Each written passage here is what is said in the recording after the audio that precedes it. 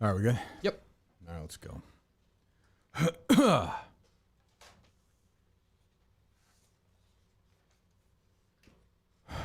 All right, where do you guys want to start? We have a lot to get to. Jesus. You seem in a sort of grumpy mood. Not really. I mean, no? no. Well, how so? Well- God, I hate that angle, though. Jesus Christ. Would you like me to say that? No, it's Takes fine. away from you. Grumpy mood, how? Based on your tweet and text that I saw this morning, I thought we were in for a rough and rowdy tumble here. Oh, no. I just, Dave's a good guy. He's working hard. I'm not supposed to laugh at this, by the way, because you also make fun of me, so I can't laugh at you. I'm not making fun of him. He's a good guy. He's working hard. It's, for me, so far, just not working. I'm not feeling it. It's just Why not do you working say out. that? It's just, He's annoying, but the shows have This is been what good. they've been okay. Even on Fridays, when I'm not here, I think it's all right. Well, it's what I do on the show, right? I tell you what's going on. Like, this is what Right. I'm thinking. This is not Dave's fault. I hired him. Like, he is delivered exactly what, he said he was going to deliver. To be Right. fair, like, it's not, I'm not saying the fault is his at all. I'm not. I am not enjoying the experience so far. Really? And that's my fault. Not Dave's fault, my fault. Now, is this off air or on air? No, we have almost there's nothing off air. Like, we have okay. yeah, so on I- air, you haven't been enjoying it. I'm surprised. Yeah, I just don't like the sort of manic, thing of his, and that's not that's who he was before. Now in September when he's somewhere else. See, I always misjudged that because I thought how you it would goes. like having him to mock, basically. I thought so too. I'm so far, and again, it's very early on. So like, we're talking about him like he's not here. well, yeah, well, I prefer it. Yeah. Like with Steve early on, I felt the same way. I was like, I don't think it's good. Like, so it could definitely change. Sure. I'm just, and I was like, do I want to go, up to do that thing next week and have to look at him and you guys? I was like, no, I don't. I just don't. Like, Right. I'm 46 fucking years old. I've made a fortune. I've been huge. Like, I am not. Like, why? To what end? There's a lot that goes on in this show that if you look at it through that scope, Oh, for sure. you're probably For right. sure. For sure. I'm going to sit there, and like, and that'd be very difficult to pull off anyway. Right. I'm just like, it's a no-go for me. Like, yeah, I would so far say I would consider it. I made a mistake hiring Dave. It's not Dave's fault. I made a mistake. I don't agree with that. Okay, but right. And I think a lot of some people agree. Some people disagree. I see it on Twitter. I don't make it very clear about this. Right. I don't care what anyone else thinks. Right. Like, I'm saying from a listener's Sure, perspective. and I don't care about their perspective. Like, I just, I don't mean that in like I respect they have a perspective. Mm-hmm. I think that's great, and I think it's great they argue about it. It shows they care about the show. They care about me. They care about Dave. They don't like him. They like him. They like me. That's all fine. Yeah. I'm just giving you my end of it. Doesn't play into your decision at all. No, and there's no decision. Like, Yeah, I'm not like it's been whatever a couple of weeks. Like, this could definitely change. I'm not looking at it like I want to get rid of Dave. I definitely don't yet. I just think that it's for me so far has been a failure. I like his bravado on Twitter. I like that when you come at him, he gives you the guff back. Oh, I don't care. That's fine. You can do that. Whatever. That doesn't matter. That's what I'm saying. I would like that more if he did it because I'm very timid. But then even if I disagree with you, I'm like, that's a good point. Yeah. But Dave is very like blustery. Sure. And then when you disagree, you bring up a point. He's like, that's a good point. Well, no, it's not. He's welcome to make those points. It's not that he's not. I also think he's working hard. I am not. Like I said, it's not for me. So why don't you just say you don't like me? I don't like. Oh, you. he did. I thought that was Well, I mean, just like, yeah, okay. What do you mean? I thought that was do like you. What are you crystal- talking about? I'm kidding. I like you. I don't have. Well, if it's not working out, you're just saying you don't like me. No, because you're saying I'm working hard. You're saying I'm. See, this is what I mean. Like, No, I'm just asking It doesn't you. mean I don't like you. Those are two different things. Doesn't like you as an employee. Yeah, no, not even that. I just, for me, like, it's just I'm so far not feeling it. That's all.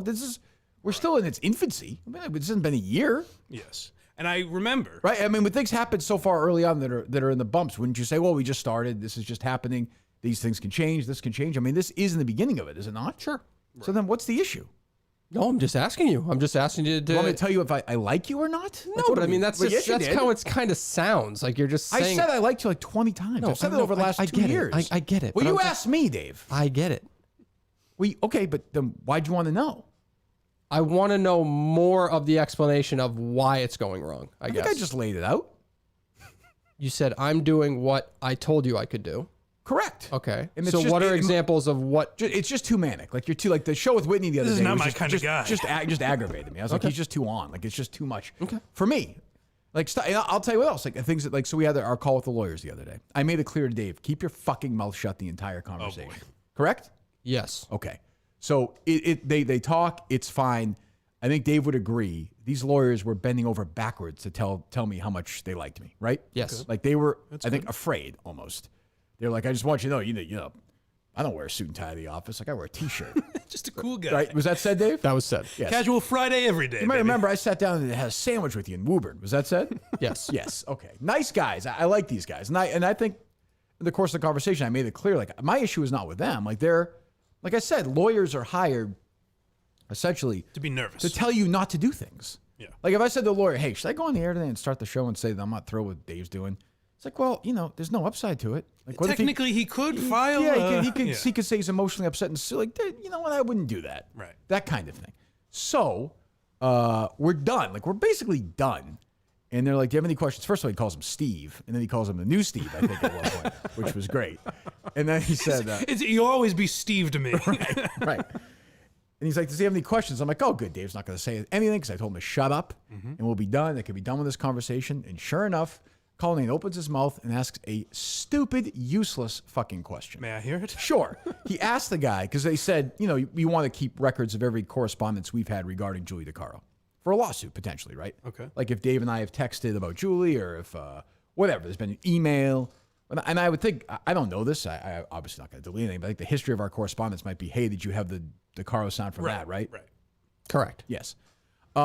So Dave's like, well, he's like, I got a question. He's like, does that mean like just like between our show or like everything on Twitter from all the Minifans about Julie DeCaro? That would be quite the amount of Which is exactly what you information. said. There was it was worded wrong, and then I didn't want to correct it. Okay. Because it was late. Which I sat there. I wanted to say, yeah, Dave. The lawyers want you to track down anything ever tweeted about Julie DeCaro from somebody who's not us. Just search the word DeCaro. Yeah, I mean, Do you know where you think I was going with that? well, I Like, think do he you- corrected you, right? And that's what he was talking about. No, yes? he just answered the question and said, no, you can't. Like, we understand you can't track that information. Right, but what I he said- meant if we are endorsing it, meaning like retweets or whatever. Okay. If we endorse something like that. Okay, but why not? Why even ask that? I told you not to ask anything. No. Just don't ask anything. Okay. What do you? Why? I just so they if can we give need you, to protect they it. can limit us even more by saying yes to that question. That's fair. Thank you. I mean, Jesus Christ. So I'm like, I'm annoyed by that stuff, and that's again, that's those are my issues. These are not Dave issues. Dave's a good guy. Dave's a good producer. Dave's working his ass off. Do I think he wants to be at headquarters instead of here? Of course I do. I think everybody knows that. But that's okay, too. I knew that going in. These are my issues, not Dave's issues. Yeah. They're not. I mean, I'm just saying. understand, yeah. Like today, like I want to get a guest on. Dave got her on. Dave, if I ask Dave to do something, Dave does something. Very good. This is a Kirk Minahan issue, not a Dave Cullinane issue. And I'll give Dave a story to lift his spirits. And I doubt you remember this, which means I may have just imagined it. Okay. But very early on, it might have been. It was the day you got into the argument with Steve. The first ever argument. What was it about? His parents or whatever it was. Oh, yeah. Talking yeah, about his yeah, parents. Yeah. And you called me that day, which you rarely ever do. Mm-hmm. And I think you asked me something. I don't remember what it was. You asked me something, and then you said, "How do you think Steve's doing so far?" Right. And I was like, "Oh, I think he's pretty good." I didn't really know what to say, and you're like, okay." Yeah. And then so I could tell in that I was like, "Oh, he's not happy with Steve." And then I obviously- wasn't at first, and then he redeemed himself. And then it got great, and Steve did an awesome job, and Right. Dave's doing it great. Dave's working really hard. Like this is again, I'll say it 50 times. This is me. This is me. I should have thought about it. I didn't give it enough thought before I made the mistake of hiring him. And who No, I and mean, who you else know. would you go with, really? Well, Justin, that's come the on. other issue, right? There's nobody else. So I mean, but now Dave's gonna be all upset, and he's gonna I'm go, yes, you are. No, That's I'm just interested. I'm interested to learn where it went wrong. Let's say It's that. not good. It's just. I Starting. mean, you got to say it. Like, you neutered me just now. Like, well, how do I respond to this? Like, what See, is this a I normal? like. This No, I I'm just like. asking you. Like, what this is I a like, normal? and then if he sticks to it, You I'll like love him it. saying he's been neutered. Yeah, he's going after you a little He hasn't bit. been I neutered like at it. all. I like it. You have a microphone. You haven't been neutered. God knows you use it. Fair, sure. I mean, we know you. We know the microphone's on. So I mean, like, But you don't think I've seen that criticism, felt I that don't- criticism I from you, and changed to some? I mean, No. it's been 2 shows. I didn't say shit the other show. okay, I asked the question. I do not. Okay. Again, but that's who you are. It's so I have to figure that out because I don't. It's not like I want to get rid of Dave. I definitely don't. I want Dave to produce the show. So I have to figure that out. That's my job as a boss, and I'll figure it out. He talks less than Steve on the show, probably. Probably, but I just like Steve more. Okay. Like I admit, yeah, I'd rather have Steve here as a producer. Right. Honestly, like, this is what we do in this show. What do you want me to say? No, the funny part is That doesn't bother me. I don't know why. Why would that bother me? Right? I don't think that should. It's just funny that I'm now responding to things that he should be responding to, but he's not quite sure if he should respond. Well, I don't know. Like I've said 50 times, it's my fault. And like for the last 2 years, I've said what a great job Dave did when he was here, and I think he's doing a great job now. So I don't really know. You understand that's a weird conversation to have, though, to some extent. Like, you're saying you like me. You're saying I'm doing the right things, but you're just saying you made a mistake. So, like, what do you expect?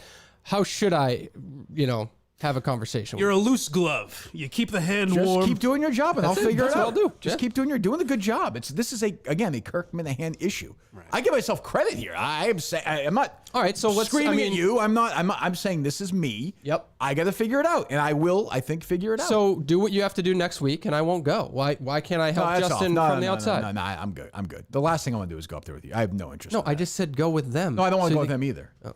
And they don't want to go. So I think we're good. Like I was all excited. Yeah, I don't think so. Like we're good. It's all set. I'm sure the two of you with all your ideas for the YouTube show put together a bunch of ideas for the Sacco show, right? I do have some ideas for the Sacco show. Well, actually, good. yes. Very good. Good. Then we'll get to work on that. Thank you, Dave. Good job. Yeah. You're doing a fine job as producer. Not as good as Steve. Well, everyone's going to be like, oh, Kirk's an asshole. Like, I don't know. I don't have any problem with what you said. It's just about like having a back and forth about it is difficult, but I will, I'll listen back to it and see if I have I'm any not thoughts. interested in the back and forth. Yeah. About it. It is what it is. With myself. Like, I have to. Dave does a lot of things really well, and I got to figure out how not to be annoyed by them and incorporate them in the show. And people say the show's great, so good. People love the show. But you got to remember, I don't care if people love the show. Right. Like, I know Dave is, like, when Barstool's been retweeting the show a couple of times the last few weeks, clearly that's Dave reaching out to Barstool. It's not. It's not? It's not. Of course it is. I was going to say kudos to you. Of course. But not. I don't want It's not. that. But that annoys me. I don't want that. But who is it then? They asked. When I got here, they asked for a promo, and then it just happened. What do you want me to do? Sure. So I'm saying, like, stuff like that. So you just believe I'm a liar now, Stuff too. like that. Yeah, well, I've known that for a long time. When's- Stuff like when I see Barstool retweet the show, it annoys me. Oh, really? Yeah, because I'm like, wow, because I think, oh, it's here's about Dave like time, I say. groveling and like, please give us. I am telling you right now, I didn't ask for it. I don't need that. Like, I don't. Dave cares about the growth of the show. That's Right. indisputable. Yeah, that's Right? not as Dave? much of a criticism as you think it is. Is your mic on, Dave? I can't. I care about the growth of the show. I care about the show being the best it can be each and every day, and I believe that it will organically happen. However, I do care about the show being available to people in robot. places. Hold on, I'm trying to describe it the right way. The show Malfunctioning being, robot. I know shit. Go ahead. I believe the show needs to be available in places where people want to find the show. So if that means growth, that means growth, but I'm not thinking that way. And I tried to explain that to you last time, but you don't believe me. Well, I appreciate that. Okay. Anyway, so that's the state of the union. My defense of Dave will be, because people say I'm too mean to him, is I don't think you're mean to him. That would have shattered me, that interaction. Maybe I'd be better now. He looks a little rattled, but But that's a okay. year ago, Because it's a raw conversation. I'm not like rattled emotionally by it, but Well, it's you're now on a podcast where we talk about the things that we talk about off the air. no, but that So welcome to that. Like, it's not the kind of thing where you rip Chris Curtis and then go on the show and don't rip Chris Curtis. sure, but I mean that's For example, I'm just Hypothetically. right, that sort Right, of because I'm very mean to Curtis off air, and today I planned on. Right, That's exactly. what you're referring to, I assume. definitely. Yeah. So there you go. And I saw some people tweet like, "Oh, he'll be gone. I hope Dave produces the show as long as I'm here. Yeah. He's a good guy and he cares. Like, he works hard. So like I don't, and he does care. So it's not like this is, again, I'll say it for the last time. This is not Dave's issue at all. I give Dave zero blame on this. 0.0. Me 100%. Hashtag. So I mean, gruff. I don't know what else you want your boss to say, Dave. guess you said it all. I'm not saying. boy, the wife must get that a lot. I'm saying it's not your fault. Like, I don't know. Like, Yes, you said it all. Like, I'm just. This is a me issue, not a you issue. You know what I'm saying? Yeah, I just think that's a shame, I guess. Yeah. Why? I mean, I'm sure it won't be in a whatever. Something will happen and it won't be. Yeah. Hopefully. Well, I mean, you're gonna quit? No, I'm not going to quit. Okay, you seem really upset. No, that's a different. Obviously, I know the type of show we're on. I know it's going to come out, but that's a very interesting thing to process right out the gate.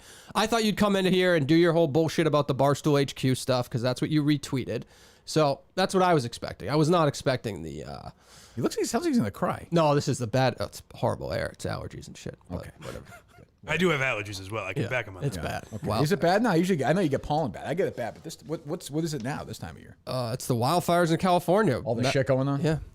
Bastards. He doesn't want to talk about that. Do you want to go home? Justin can produce the rest of the show if you want. No, If you feel I'm bad. fine. I'm fine. I'm just processing. That was, whatever. It's fine. It's fine. That was light. That was nothing. And the tweet you responded to, I was surprised that bothered you just because it seemed like a regular, like that was something you were going to talk No, about it today, didn't the really Trysta bother Krick me. thing. It didn't. I just wanted to lead to this. I knew you'd talk about it. I'd talk about this. Okay. You fucking started doing this? But the old puppet strings. Jesus. God, maybe I was Why did you text us this morning? Well, no, that was it. I was just like, I was like, you know what? It's just not. I don't want to do it. Yeah. Not with the squeeze, as they say. No. IP vanishes, though. IP Vanish is a virtual private network, a VPN for short. VPN is a super important tool that helps you safely browse the internet. You can use a VPN on your computer, tablets, phones, even things like your Fire Stick when you're streaming media. When you use a VPN, all your data is encrypted. You say data or data? I say data. Dave? Data. You would. Typical. You're fired. That's why you guys just don't connect. It's just not. It's a data relationship. Yeah. You know what Steve said? Data. He said it well. Well, sometimes he did, and other times not. Well, it depended who he's talking Yeah. to, obviously. But yeah, remember those laughs? God, those were good days. Those are the best. Nobody had to process things back then. Process things. I did actually. What are you, Simone Biles? I just internalized it. That's true. I guess conversations like that, when I say, why does everybody always leave or try and kill themselves when they work with me? I suppose maybe I should look at that. What's the big deal? I appreciate the honesty. I appreciate it. The thing you did the other day, like that was fine with me, and Mike thought it was ridiculous. What are you talking about? What did I do? Jesus. The case. You're like, you're too stupid for the case, and I'm fine Mike with thought that was stuff. ridiculous? Well, you were like, This goddamn. Well, hold on. Him and hold his on. Twitter buddies. Hold on. Oh, I mean, that's the other thing. I mean, like, that's all he cares about, but that's fine. Well, it's true. IP Vanish provides an encrypted connection for all your internet traffic, helping prevent websites, Wi-Fi providers, and even hackers from intercepting your data. There you go. Yeah. this. Jesus Christ. Keystone Cops. Kirk, keep doing the read. Just pretend they're not doing it. You know what? Did you cancel the hotels yet, Justin? No. Maybe we'll go. They're back on, baby. The Maybe- boys are back. Maybe we'll go. All right. Maybe we'll go. We'll see. Is there Chick-fil-A on the way? But I'll stop. I can't eat that right now. Oh, that's right. Damn. Can't. I mean, I can eat the chicken. That's the problem. I would eat the chicken, no bread. I haven't had a French fry this month. They have grilled chicken I there. haven't had pasta this month. Well, yeah, but you get a grilled chicken sandwich. No French fries? That's rough. Just have a piece of grilled chicken at Chick-fil-A? I can give you a little trick, though. What's that? If you get the kids' meal, Oh, yeah, tell me about it. no fry. Say, hey, I don't want the fries. Just give me a. Nope. Okay. Damn, I had this wrong. It's the toy, not the All right, fries. shut up. You can keep your financial details, personal information, and online activity safe from threats with IP Vanish. Here's what you do. Very simple. 1 second. 65% off. Wow. Monthly and annual subscriptions. IPVanish.com/Kirk. IPVanish.com/Kirk. That's all lowercase. All right. What is that sound I'm hearing, Dave? I think it's Justin. Is that you? What's up? Video? Somebody's got Something's a video. on, Justin. Turn it off. So you're bashing. Now you're like bashing me to Dave behind the scenes. Like, what is going on? I'll Here? tell you what he's referring. I don't know what he means by this. He tweeted out a clip the other day of us on the show, Okay. and he goes, "What's Mike laughing at?" It was just And it's a clip of you being funny. Okay. But So I don't know what he means. Dave hates it. Like it's Dave never wants me to be funny or good. What are you that's talking That's about? what he wants. See, Like, I he I was wants to being be the star. sarcastic because he was ruining he was ripping me to He shreds. wants to be the star. I took it more as like, "Hey guys, you know how we all criticize Mike's laugh? Huh? We Right, can right. all Oh, do that no. together." Right. So then the guy was calling me a fucking idiot in a very serious tone, and your was? laugh. You were in a very. That's what I laughed at. The case stuff. You said, no, okay, I know so then- you just didn't get my humor in them. I was just being sarcastic. That's All all. right, I did Yeah. not. so anyway, apologize. so it's really okay. So you Apologies. so Mike said that Dave, you're saying that Mike said that I was being too mean to you? No, it was then in the rebuttals to that bad tweet that I made. Is it a Twitter rebuttal or a text rebuttal? Oh, Twitter. It was just yeah. So sorry. So he didn't pick up on the humor of it anyway. I get what he's saying. I Yeah, said he that took it to a privately- serious place. Kind I said of. privately, I sent you a letter of recommendation for him. For the Yes, case. yes. It was just miscommunication. I apologize. You don't have to apologize for anything. It's okay. I accept. It's all right. All right. Yeah, we still have to talk about Curtis. Yep. we got to talk about this madness going on with this trivia game competition. My God. I mean, we'll do that. We got Smitty at 11, I think, Dave. Okay. We have Jenna Ellis, who's host of Just the Truth on Real America's Voice and contributor at Newsmax. Yeah. Just the facts was taken already, I guess. Former legal advisor for Trump in his 2020 re-election campaign. So, so it's about Simone Biles. And I thought, well, we should probably have a dissenting voice because it seemed like Mike agreed with me. I tweeted it out. I saw a bunch of people, even Visualist Dave, who I was going to have come on here. Maybe we won't now because we're doing this. This sort of thing where people are calling Simone Biles like soft and like it's just so like, you try to compare her to like Scottie Pippen and Tom Brady is so dumb, is so unbelievably, spectacularly misguided. I can't even, and it's a bunch of guys, like a right-wing, blue checkmark guys taking their dicks out. Charlie Kirk, that cunt Clay Travis, all of them like, oh, you guys aren't afraid to criticize a woman. Like, no, that's really not it. This is really a different situation. Well, I actually think differently. I think it's honestly, and I never play this card, I think a lot of it is because she's a black female, probably liberal. Oh, I don't think a lot of people. I do. If it was fucking, I'm trying to think of a Republican athlete and I can't, but if it was their guy, I think they'd be like, wow, it would be like that Andrew Luck clip that you saw with Clay Travis, where he's like, I get it. But you think it was I like, just wants to take some time off. who was the gymnast who lost her dog a couple weeks ago? What the hell's her name? Allie Raceman? Yes. If she did that, you don't think that Charlie Kirk if she was still active, you don't think they would do that? Is she Republican? Probably not. I have no idea. then they probably would still do it. But I don't. I think anyone. I don't even have a problem with the argument of like, hey, she went there, she took someone's spot, so she should try her best to compete. My problem is Charlie Kirk wasn't watching the fucking gymnastics, going, "This is an outrage." Well, my other issue with it is they don't give a fuck. My other issue with this, and I talked to Turtle Boy about it a little bit because I saw he tweeted out what a pussy she was. Basically, his not paraphrasing him. Yeah. This is a guy, by the way, who took a leave. For mental health. Right. And keep in mind, Dave knows because he recorded it and didn't raise any objection to it. He was the one that said that you and Steve should be fired. Welfare respect. Yes. You're right. Yeah. And Dave was just recording it and nothing to say about it. What are you talking about? I remember that. And me, like, how I'm like soft or something. It's kind of like, well, all right, you did the same thing. Right. You did the exact same thing. And I like him. Like, and again, like Visionless Dave, all these guys, great. Like, this is what you think. I do think there's some bullshit machismo from other people attached to it. And I just like, I saw one of these people say that like Ben Simmons passed the ball and everyone mocked him. And I'm like, I don't know. Like it maybe Ben Simmons was forced to play basketball when he was like 6 or 7 years old, wasn't allowed to grow, couldn't go through puberty. Like, he can't fucking whatever the male version of menstruating is fucking, and by the way, I don't think that he was, bullied by coaches and then raped by trainers at this job. Right. And then you go and to your point, like the way mental health works, and this, is not like she showed up at the beginning of the Olympics and felt, like it just happens. Like she's not, the idea that she's supposed to know and step aside like 3 weeks before, it doesn't work that way. Right. Doesn't work that way. On a much smaller scale, I did the live show in Saco last year, the second day, like the worst day I've ever felt in my life. Like I thought I was gonna kill myself that day. I went and did the show that night. No one knew. Right. And that was a mistake. Like that wasn't like gutsy or anything. That's fucking stupid. Well, that's why people are like, well, she took someone's spot, which I get to that individual. That probably sucks. But A, be better than Simone Biles. She qualified. And you make the team. Right. And B, she tried her best. She got there and said, I can't fucking do this.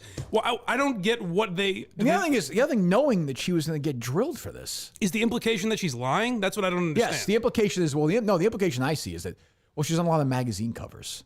Okay. It's like, well, all right. I don't know. So what? Well, how about she toughens it out? She wins a gold medal. She stands there, and the entire organization that didn't protect her in her youth reaps all the benefits of it. Correct. Yeah. Right. Yeah. Exactly. And I think she might have just finally, and I'm sure she'll probably do the individual stuff later in the Olympics. I thought I saw she dropped out of that today. Yeah. Oh, she dropped out. I don't totally. believe she is. Yeah. Okay. Well, good. I'm glad for her because if she had done that and won a couple of medals, then these same people would be like, oh, gee, now she's all about herself. And That would have been weird. That argument I could have understood if she kept doing it. What if she felt better a week later? Right. Like, so what? Like, to me, like gymnasts are like jockeys. Like they have had their bodies fucking ruined by these people. Yeah. Like there's a reason why all these people are like 4 feet tall. Like they literally don't menstruate. Like when they have kids, they can't fucking breastfeed these kids. Like they fuck with these people's bodies and their minds for years and years and years. I mean, this woman and hundreds of others were fucking raped by Larry Nassar, and they didn't even care about it. That's the thing I forgot because I don't scout the Olympic team as heavily as Charlie Kirk and Clay Travis seem to. But I forgot that she was involved with Larry Nassar. So it's like, what mental issues could she possibly have? Right. Maybe going back to the Olympics fucking triggered something that she didn't think was going to get triggered. And it's a little different than playing basketball or playing baseball or kicking a football. I saw somebody compare it to Adam Vinatieri, how tough he is. Like if That was Turtle Boy. Was it? Right? Wasn't it? Maybe. If her mind's not sharp, like, you see what she does? It's pretty fucking dangerous. Right. Like, this is not even, this is, to me, embarrassing. Like, it's a low moment for the right. It really is, like, the extreme right. They look like a bunch of bullying assholes. And, and people say, the same thing if it was Tom Brady. No, I wouldn't say the same thing if it was Tom Brady. I don't think Tom Brady was fucking raped by a trainer at Michigan or at high school in California or by Alex Guerrero, I don't think. Or, by, it is different. It's different. And if he was, and he decided to leave in the fourth quarter because it brought back bad memories because he has mental health problems, more power to you. Right. I have had no less, and obviously, look, I can't intellectually tell people like you're taking a mental leave or you're fucking wimp. Like that doesn't make any sense from my end. But because I understand, I know, and it does get me worked up when I saw people tweeting like, "Oh, soft," and it's just so like the easiest thing for her to do would have been to do this. To just go out and do it. If she was able to do it, yeah. Right. Like, that's the easy thing. Like, this is the harder thing because you are going to deal with assholes like this and people like Clay Travis. And so what did Jenna Ellis do, Dave? Jenna Ellis she is buying into the Clay Travis. She's buying into the Charlie Kirks, which they didn't get back to me, so they're not coming on. Why? She's retweeting stuff like somebody just tweeted, this is Twilight Zone stuff, a bizarre kind of mental health. Fundamentalism is taking over culture. She's receiving more praise for withdrawing from competition at the last second as opposed, either way, she's retweeting all this stuff that's like just out of here. Like it's just, it's just calling out at 10:30. Let's call her. Yeah. Her pin tweet is, I'm going on record now. If they try to cancel Christianity, I will not bend, I will not waver, I will not break. So keep that in mind. Thank God. We need someone on the front lines. Hello? Hello? Hi, Jenna. It's Kirk Minahan. How are you? Hi, I'm good. How are you? Good. So we're on right now on the podcast, if that's okay. Excellent. Okay, good. So I guess you and I have a fundamental disagreement over this Simone Biles thing. I see you retweeting the Charlie Kirks and the Clay Travises.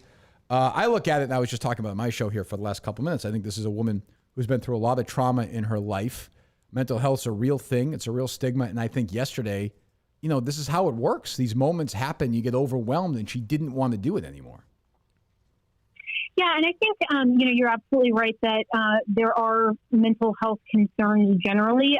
Certainly not disputing that. But, in Simone Biles' own words, she says, I'm not having fun anymore, and I wanted to come and do this for me. And there's just such an emphasis on total selfishness and instead of understanding that this is all about her team. And there seems to be a huge emphasis in culture on doing what's right for self and prioritizing self above commitments you make, family, team, a lot of those things. And I just don't think that this is a good example of sportsmanship. Well, let's just say so. I mean, you're familiar with her history with, Larry Nassar, right?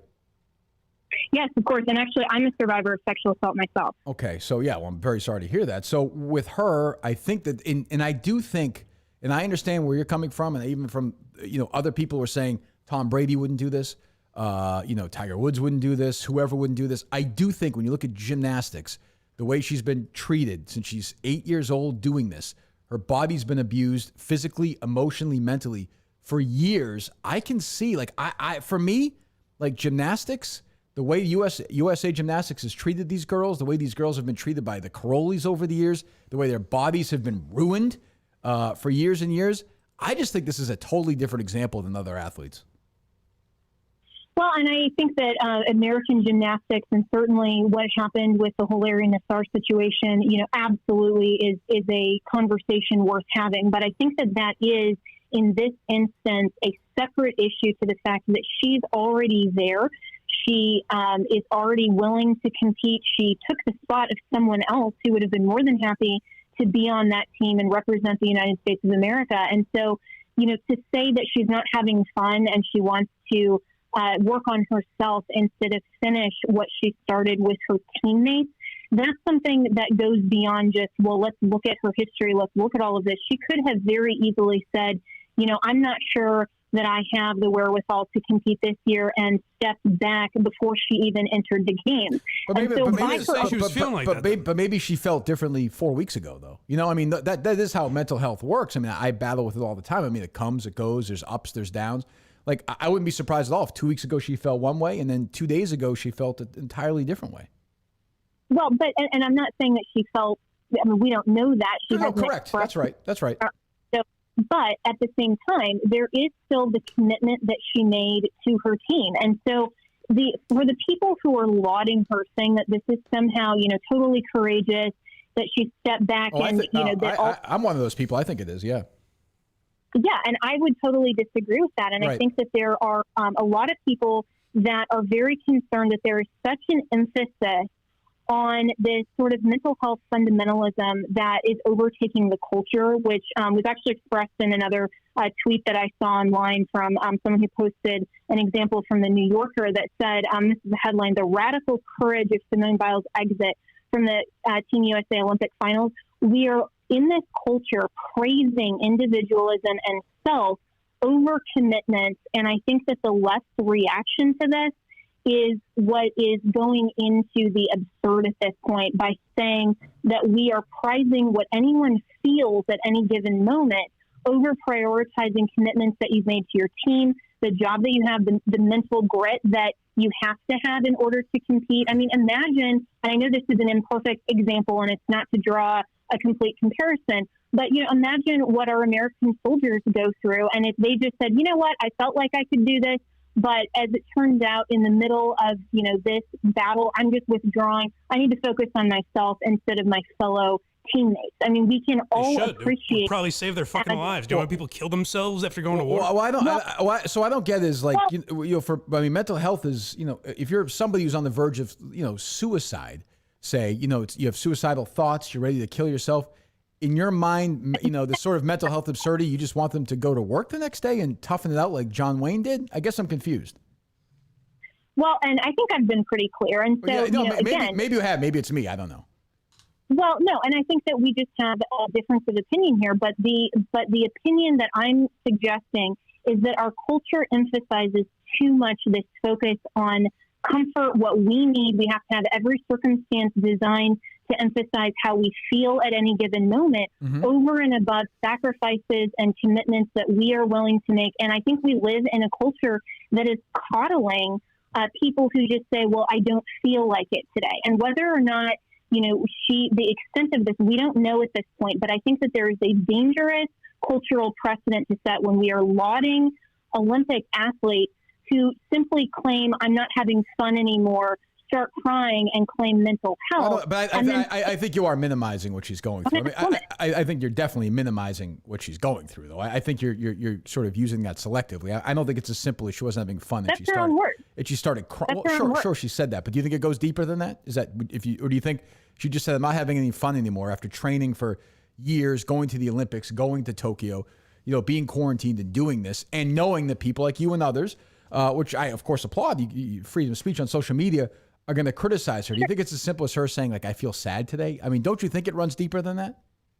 Well, I think that we have to take her words on faith. Do you think it runs deeper than that? I think you're giving her excuses. I think you don't know, and you're giving her excuses and reading into it beyond what she's saying on faith and looking at the circumstances of the situation that she let her teammates down. And she exited saying she was prioritizing herself above her team. She wasn't having fun anymore. She specifically said, and USA Today quoted her today, simply as saying that she wasn't having any fun anymore and that she wanted to do this for herself. And since she felt like she was doing it for other people, then she wasn't going to participate anymore. And the whole idea of going to the Olympics, representing the United States of America or whatever country you're representing, is an attitude of teamwork and going for something greater than yourself. This isn't about bringing home the gold medal. This is about a fundamental attitude of sportsmanship, of fair competition. And when you have athletes that are now being lauded because they're refusing to participate. I don't know of any other athlete. I mean, even athletes who have been injured, who, are sick, who are, in any other sort of place, they want to compete. And if they have to withdraw based on injury, they're really upset about it. I mean, and this is where the American people always are supporting our athletes, win or lose, if they soar, if they fall, when their attitude is when I did the best I could. And that's what she failed to say. She didn't come out and say, listen, I'm trying the best I can. I want to compete. I'm being forced to withdraw. I hate this. No, her excuse was, I'm not having fun anymore. I'm doing this for myself. That's teaching our young people an attitude of myopic focus. I think the issue though is like, when people applaud her like I do, because I think there is still in society a lot of people, and I think you're one of them, sort of attach the stigma to mental health where it's a sign of weakness. And so she comes out and talks about it. She knows that people like you and others are going to, what's that? It's a sign of selfishness. You think her mental health, you think her mental health is a sign of selfishness? What she said. No, do you think her mental health, I'm asking you, Jen, I'm asking you a question. It's a yes or no question. Do you think her mental health is a sign of selfishness? I think her actions are a sign of selfishness to say that she's prioritizing. She's doing it for herself, but sometimes in life, I'm sure you've done this, others have, you have to do things for yourself first. And by the way, she's not playing baseball. She's not playing golf. It's the kind of thing where if she's not mentally sharp and her attention is somewhere else, you watch her routines. I mean, this is not, you can get really hurt by doing this. Yeah, you can. Absolutely. And of course, I'm not saying that you never prioritize decisions that are in your own best interest. I mean, that's part of individual fundamental liberty in this country. But when you join a team and when you're part of a team, you give up an aspect of that individualism and you do what's in the best interest of the team over and above yourself. And so what I'm saying that she's teaching the culture is an attitude of always egocentric selfishness based on an excuse that she's saying, I'm not having fun anymore and I was wanting to do this for myself and I feel like I'm doing it for other people. Well, yeah, she's doing it for her team. And in my opinion, unless there's some other factor that we don't know here, and there may be, and that may come to light, I'm going based on her words and the excuse that she gave, not the excuses that other people that are very well-meaning, such as yourself, want to extend to her that just aren't present based on her own description of why she declined to participate. Okay, she's the host of Just the Truth on Real America's Voice and contributor at Newsmax. Jenna, thanks so much. We'll talk to you again. Thanks, I appreciate it. Have a good day. Bye-bye. I'm just going in circles. I don't know. Oh, yeah. I was going to ask one more, but it might have just fucking... What? I was going to ask if Simone Biles competed and kept it to herself and 2 days later killed herself. Would she fucking... Yeah, but, It's what she thinks. I mean, I actually don't think... I don't even know if that's what she thinks, but it's what she's programmed to think, Right. So it's like she rolls out there and gives her thing and whatever. I don't... I mean, is it a selfish act to do that? Well, yeah. Sure, but it's a selfish act to compete in the Olympics and want to win gold. She's not doing it for the country; she's doing it for herself, for her career. This idea, this team. I don't know. Like you could also make the argument that by stepping aside, she thinks somebody else might do better than her if she's not into it. I don't know. I don't really think of it that way. I hate the idea also that like people in the Olympics are anywhere comparable to people serving for the country. Well, I think the Olympics are a stupid. Right. I know it was just a dumb analogy, but the Olympics are a stupid fucking event that we shouldn't do anymore. It's a dated thing. Who gives a fuck? Right, and that side's like, we can't even criticize people anymore. Sure you can. You're doing it. Like, who's stopping you? Like, who's like, I'm trying to talk. Like, who is getting in your way of doing this? Like, I think you're idiots. And I think your argument is deeply flawed. But like, here you are. Like, nobody's censoring you. Go for it. Yeah. You know what? You're the one point. I think it was your boy Visionless Dave that I saw make this. Right. That he said the one good point was if her coach brought that up previously and said, hey, I don't think mentally that she's in the right place. I think she should sit out. He would be criticized for that. Or she. I don't know if the coach True. is. Yes. So that's a thing where it's like, well, we can't talk about it as much as we want. Then. Right. Like, then we're not being open about it. The Visionless Dave also said to me on one of the tweets, he's like, you criticized Julie DeCaro, who's been a victim of rape. And I'm like, well, I'll tell you what. Like, that's horrible that happened. I feel terrible for her that happened. If Simone Biles ever wrote a book and called me racist with no proof and talked to a bunch of people and tried to, and celebrated when my mental health was down and did all this stuff to me, I would criticize her. Like, you're not criticizing Julie DeCaro for that. Of course not. I don't think. It's the reach. Otherwise, I'm not on board. Right. It was a weird one. But I respected his spirit. He has an opinion. Yeah. And I'm sure he believes it. But yeah, I don't, in this one, I'm just kind of like, that's what you're arguing against. And they're not going to change their mind. I'm not going to change mine. But it's sort of, I guess she's being selfish, I suppose, by the letter of the law, technically. You're always going to believe that you can overcome whatever you're trying to, right? Like that day, Yeah. you believed you could pull off Sacco. You did, thankfully. Well, I didn't really think about it. You know, you just do it. But it was a mistake. It was Right. definitely. I thought, oh, if I don't do this, everyone's up there. I should have said, fuck them. Like, who cares? And But just like go. if something happened to you when you were young in a radio studio, every time you entered a radio studio, it would cross your mind. Sure. Every time she puts on the... and I don't even know if it's about Larry Nassar. Like I'm just saying this It is. is. She retweeted something this morning that actually Right. directly... Oh, really? Yeah. Yep. Well, yeah. I mean, this is a buildup of just years of being a product of this hideous USA. I forget the book I read a couple of years ago. It was awesome. They did an awesome job. How disgusting the Carolis were in the whole U.S. I'm not saying I don't even know if she was with the Carolis or not, but just the entire USA gymnastics system, and they have just bred these fucking people who it's just stunted their lives. Yeah. Is it the girls? Huh? Is it the girls? Is that the book? Who wrote it? It's two people, I think. No? Was the author's name? Is it the girls? Is it the girls? I don't even know what he meant. Abigail. Looking at one of his magazines. What's that? Abigail Pesta. I don't know, Justin. I have to look at the book cover.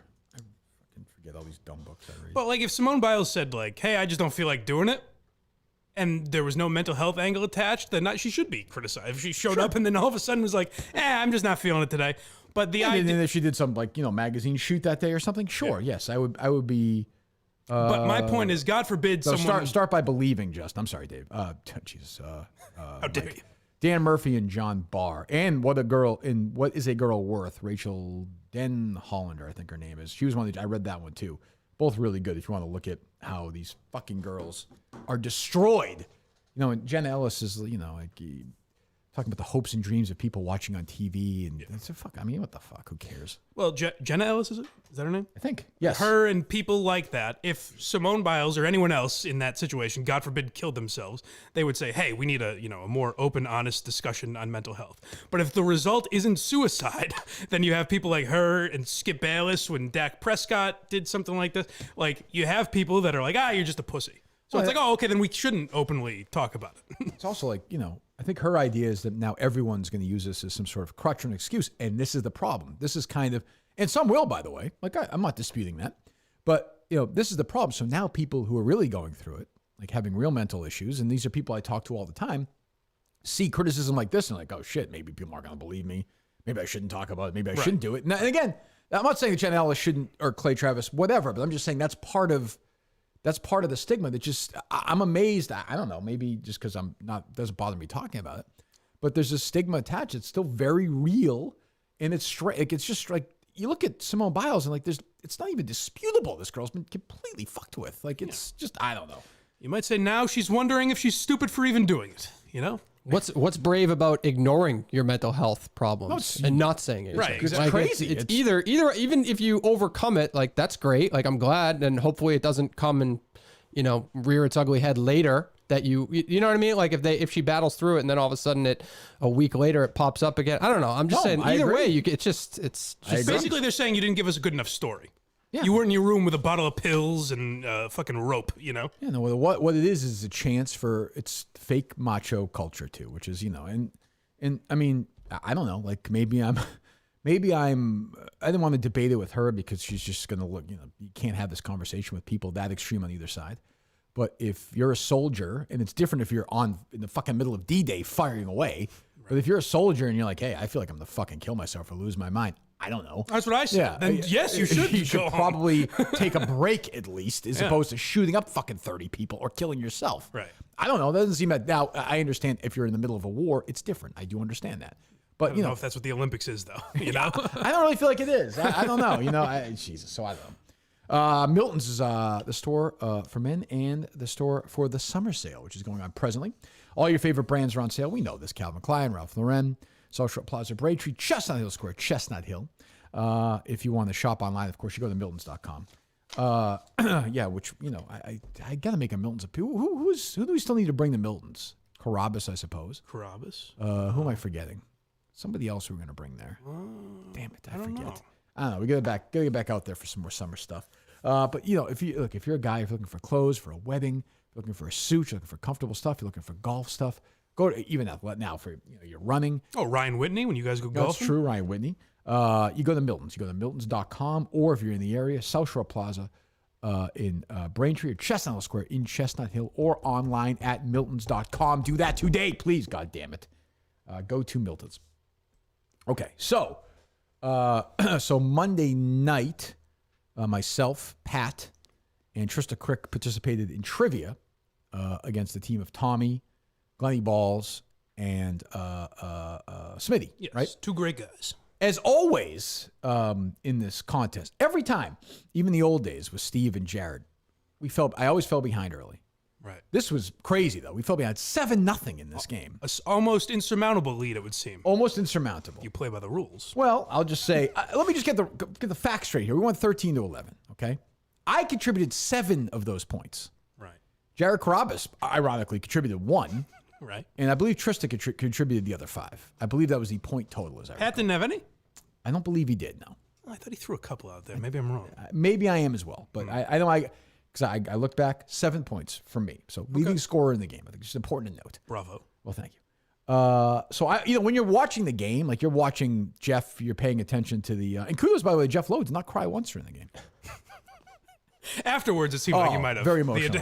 Very emotional after the game. Yeah. And by the way, this whole thing is on Jeff Lowe. Let me be very clear about this. Why do you say that? Well, because this is his operation. But he has guys, doesn't he? Isn't that why he told everyone to back up? I guess. People were watching? Yeah. So, I think that was, I don't know who was in New York. I don't know who was in the office. I suspect Nick Brandon and Walker. KB. What's It's that? Nick and KB. Yeah, KB was the one who was. Oh, was it? Yeah. Okay, because I was texting with Brandon that night after the game, and he was like, this is crazy. And when you're doing the game, so you're looking at the questions, you're thinking. I ain't paying no attention to looking at Pat or Trysta or the guys on the other team. You're not looking. You're just like trying to figure out the answer. Right. Looking at the time, doing whatever. So when the game is over, and Jeff X's out, and it's the two teams for a second. We're all on the screen after the game.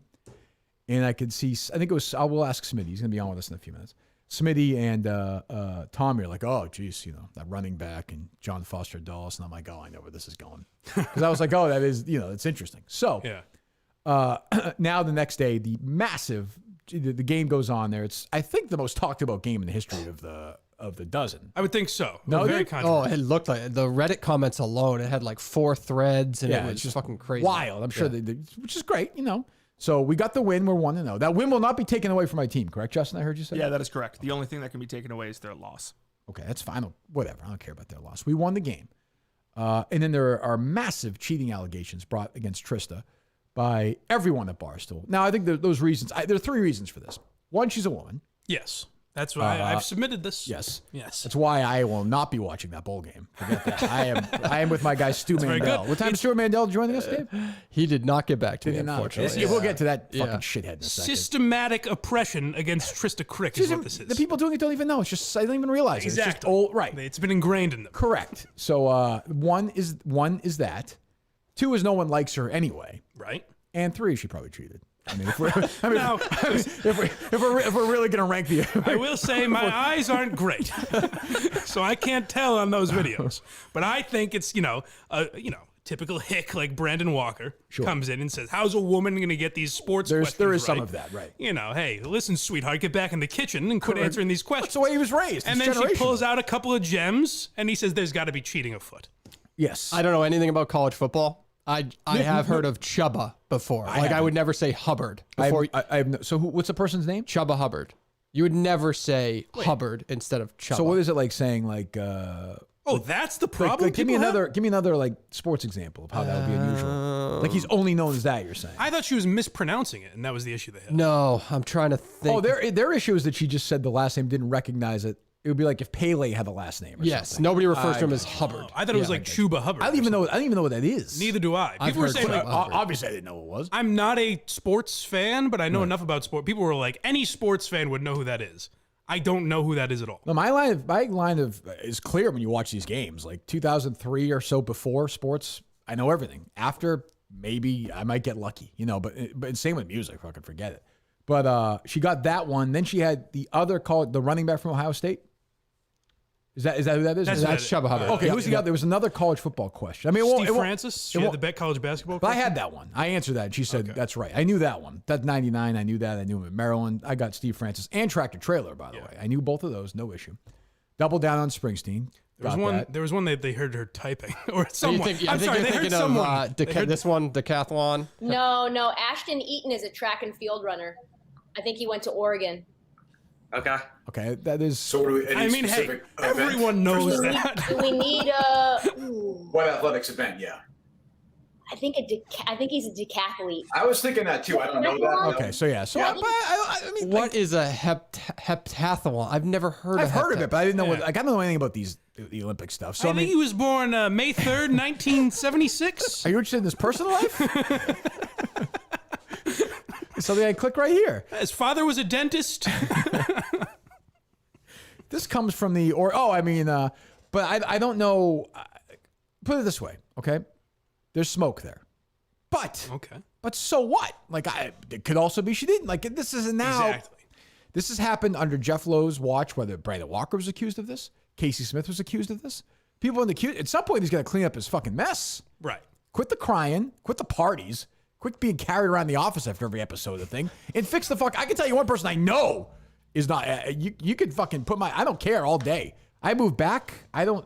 I'm not gonna Google answers on the fucking trivia contest. Yeah. You either win. I told because Steve said. Remember, Steve said he was gonna cheat. That's right. So Yes. we win or we lose. I don't really. I would. Winning a trivia game by cheating there's no gratification in that. Jeff Lowe is Bud Selig right now, and steroids At are running rampant Yeah, at throughout best. this game. I almost, he works hard on the show. God knows we've seen that celebrated time and time again. Clean up your mess. This is like Bud Selig getting a $20 million, $20 million a year contract or something. I'll say this though, I thought it was a little overboard. So, did you hear the end of the add-on that Jeff D. Lowe made? I was gone. No, The I didn't watch amendment? it. I didn't see it. He was updating everyone on the cheating scandal. Okay, well, And he that's goes, okay. oh no, it was good. But I just thought it was at first I was like, this seems extreme. He goes, hey, guys, don't go hard on these people. It's just a game of and I was like, they don't need that. And then somehow my tweet got involved, and I started seeing the responses, and I was like, Jeff, you didn't do enough to defend us here. We need you. I mean, These people take it very seriously. Justin, it seems that you think Trysta Krick cheated in this. I do. Okay. Do you have any Outrageous. proof? Have you seen the videos of her just looking? That's not proof, though. That's not proof. That's not proof. Did you see the video of Smitty asking name three? But how is that proof? It's not. That's not proof. The court of law. You think that's proof? That was a good response by her. The Dulles answer, the Secretary of State, that she lived in D.C. and it's the name of the airport. That's you don't not think even- so? no, I mean, I think that's no. random. I will say this. I don't know Trysta Krick very well. This is Team Minahan. Right. Like, I don't, unless I give you permission, I don't want you talking about this controversy. Like, I'm not a big fan of that either. Some people just mouth the words they're about to say before they say them. It's very natural. Some people think out loud like Yeah. that. So I don't know. I don't know what's going to happen. I guess there's going to be some. First of all, that idiot White Sox Dave is in Oh, how charge dare of you. this. Of course you would say that, because Was he's coming accused after of your cheating. guys. This is a George Mitchell-esque report, I think he's doing. He fucking hates these people, right? I mean, Yeah, I think he's very unbiased. This is such an old boys network, inside job. It's the writing's on the wall. And I will say, I will not name names because I'm a loyal leader of the team. I will say, one member of my team reached out to me. I won't say who it was of the two teammates of mine. Mm-hmm. One reached out to me and said, "Who should we get to replace Trysta if she's fired?" Who could that be? I'm not going to say. I won't do it. I won't do it. And they So it's not and looking good. And the name Rico Bosco was tossed out to me. And I would retire before I had that scumbag on my team. Oh, man. Yeah, you're running No low chance. on candidates here. Well, I mean, look, maybe I just take the season off. Maybe you know what? My mental health is triggered right now. Trista seemed very firm in her innocence. Much like what is she supposed to do? Rafael Palmeiro. It's true. I mean, but she said she's willing to do anything necessary in the next game. Correct? I think I Yes. saw that statement. Yep. So Yep. then, it seems to me, my sources are telling me there will be no termination. Well, thank God. There could be a I'm sorry, from the trivia world. Okay, I was going to say, hey, let's all calm down. a bit. Your sources are saying that no matter the ruling, there will not be a lifetime ban for Trysta? That's what my sources told me. Wow. Oh, would you have something else? Do you have something new or no? No, I don't have anything new. I just thought that was in play. Yeah, I think it was a play, but I think somebody is saying, my sources are telling me. I'm not going to say they are. If you ask a question, yes or no, I'll not tell you who it was. Okay. Won't do it. Brandon Walker? You can wrestle it out of me all you want. Not going to happen. Not going to happen. They'd be surprised if that was what happened. Okay. Well, good. I guess, yeah. I don't know. I mean, there's going to be big target. You know what else I don't like is Brendan Walker, who's supposed to be on this committee showing his complete bias. Well, the committee's a disaster. The committee is bullshit. Who's on the committee? White Sox Dave. Are you talking about the people who voted or no? Well, the people who voted is everyone, right? I voted, yes. Yeah, that's everyone, except for Steve Robinson. What, was he able to vote? No, he is not, which proves I could not play if I wanted to. Jeff DeLoe said, not allowed to participate if you're no longer a Barstool employee. Oh, okay, okay. Yes. I think there were 49 votes I saw. Or 48. 38 out of 39. That was 30. Yeah. Jeff is the tie-breaking vote. Okay. Why are fellow employees voting on this? I think it should be a public vote. No, what are you talking about? Because they're the one who's paid the most attention. I wonder who they'd vote for, Dave. No, but I mean, you think they're going to be objective as employees and colleagues? You think they're going to be objective? There's no objectivity anywhere in the world. Yeah, I think they'll do what's best for content. Everybody who's involved in the trivia world. And then of course, I watched a few minutes of the wrap-up show with these two guys, and it's the typical, I would have got that, which I hate. Good luck going on that show. I got 7 points. I'm still the best player, regular season player, in this thing. And I'm going to carry this team one way or another, and I'm sticking by my team. Right. Do I understand and do I support a full and thorough investigation? Absolutely. Absolutely, I do. You're a regular Peyton Manning or Barry Bonds or Ted Williams. Correct. You know? and I'm willing to do that. Yeah, exactly. Right. Well, Peyton ended up winning. Well, a couple of Super Bowls. I'll take one title. Jodie Foster had to piss you off, though. No? I got over it. Okay. I got over it. I got the win, Dave. Yeah, that's right. Yeah. It's one of the great comeback wins of all time. We're down 7-0. 7-0. It was pretty unbelievable. Now we know why. But. Great job by Jared as well. It's a spectacular addition, and good job by Pat to recommend that. That's good teamwork right there. Yeah. Watching Pat's you guys, a good teamate. It was like Sosa and McGuire in their prime, I thought, How many times is Mike going to do this? Lob some bombs. Mike's I'm going to do it until Mike runs out of names. Although in baseball, there's no end to it. I know. It's the beauty of it. Yeah. Well, look, but the ratings were never higher than they were in 99. You damn right. Home runs. Frank Thomas. I got a bunch. Frank Thomas wasn't one of those guys, all right? No, but wasn't he one of the innocent ones that was at, it was him and Schilling that were supposed to defend, the good guys? They didn't show up, right? I thought they were there. Yeah. Is that right? Yeah, they might have been. Yeah. Frank Thomas was massive in college. That doesn't mean anything, but I'm just saying, don't knock Frank Thomas, okay? All right. How fucking dare you? I apologize. There's those great commercials with Doug Flutie now. What the hell is it for, what's the one that Frank Thomas all the commercials for? It's one of those that's always so depressing. male enhancement things or something. Yeah. He's like, you know what, ladies? You like it too. It's not depressing. Eugenics, yeah. The product isn't even what's depressing. It's how bad the commercials are. It's weird. You ever see They those? wink at the camera. Yeah, and- it's like one of those sets where he's on a treadmill, but it's clearly in some studio, but they're pretending there's a fake background. Yeah. It's like one of Cullinane's real estate videos. It's just good camera work. The only worst ones are Keith Hernandez and Walt Frazier do Just for Men They still or do that? Rogaine or something. And it's like we produced it here, basically. Right. There's no production value goes into this. All right. Do you have Smitty's number or no? No, you want to send it? Yeah. 1 second. I think I have it. Smitty, by the way, I suspect cheated against me in Madden.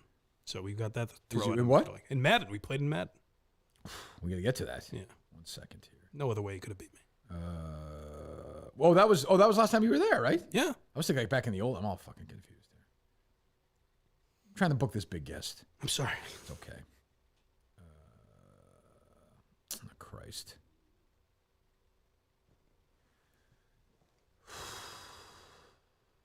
You didn't. I'm sending you the text he sent me. You got it?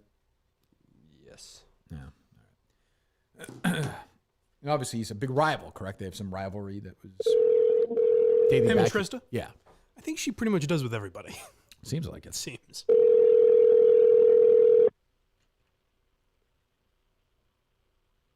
And Tommy did an excellent job. That was a good blog post.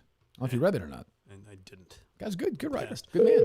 He cost him the game with that Tinder bullshit.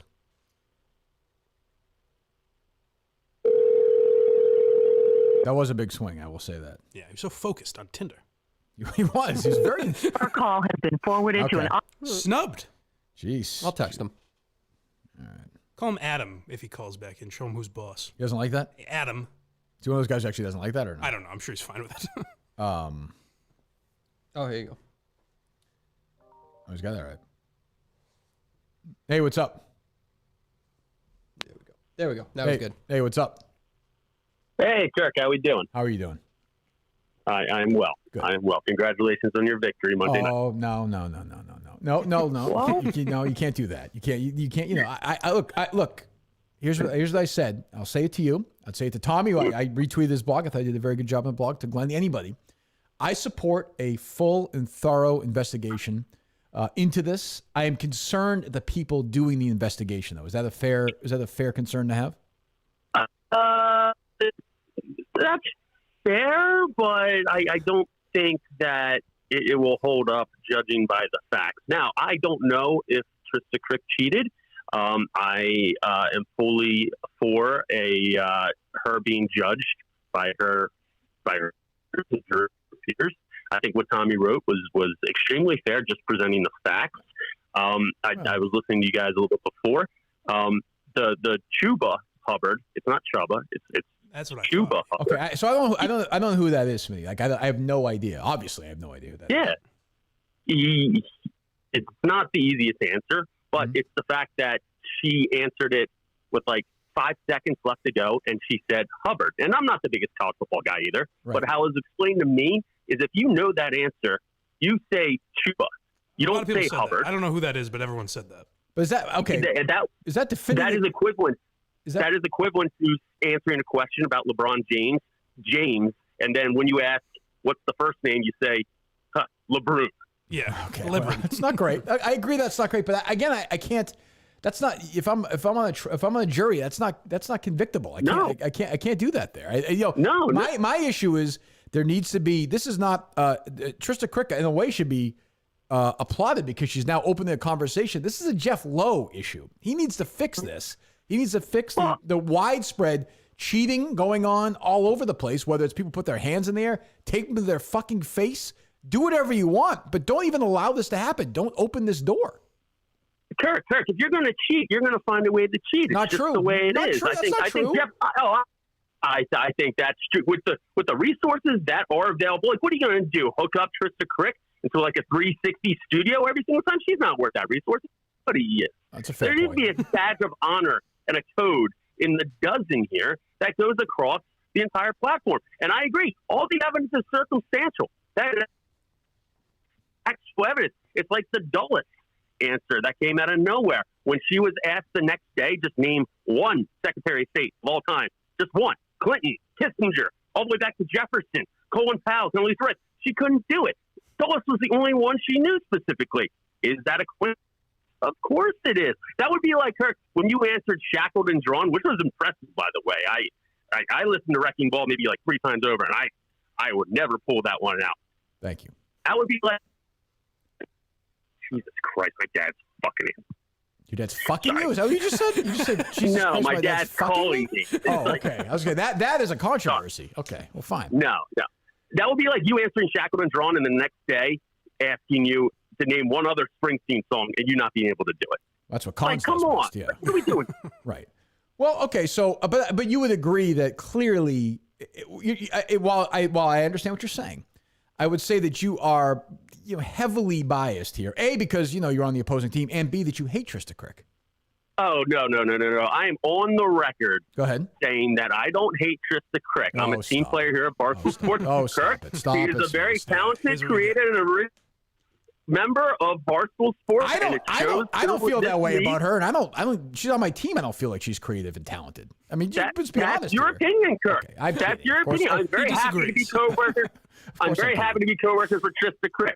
Now, are there people around the office, including my associate Clickbait Smith, CBS, who think otherwise? Of course. However, my opinion of Trysta has always remained the same. Okay, so what in your mind? If you were in charge, if you were the commissioner, what would your punishment be? Would there be one, or because of circumstantial evidence, would you not, in fact, give out a punishment? I have been on the voting committee, where 38 of us. As am I. Yes. Yes. The answers were permanent ban, like slight ban, and then no ban. Right. I chose no ban because A, this is a circumstantial evidence case. She is as innocent as O.J. Simpson was, but it's circumstantial. Well, wait a minute. He's found innocent by a jury of his peers. I mean, Yeah, exactly. You can't prove it. Glove doesn't fit. You got to Now, quit. in a few years, she might have a robbery I charge. mean, to be fair, I'd say at least OJ broke his hand in that glass at the hotel. He actually has a little more. He has a little more of a defense, if we're being honest. I don't think the. Although, I don't know who has a better defense, OJ or Trysta. What would you say, Mike? There was no video of OJ.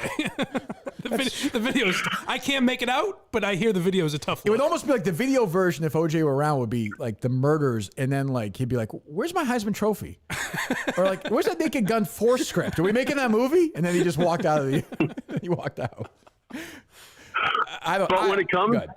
When it comes to the vote, I vote no ban because in the end, I'm a competitor, and I think if she does not have Google in front of her, it weakens you, Kirk Minahan. It weakens your team, and I, as a fellow member of the league, want you weakened, need you weakened, so I can take you over.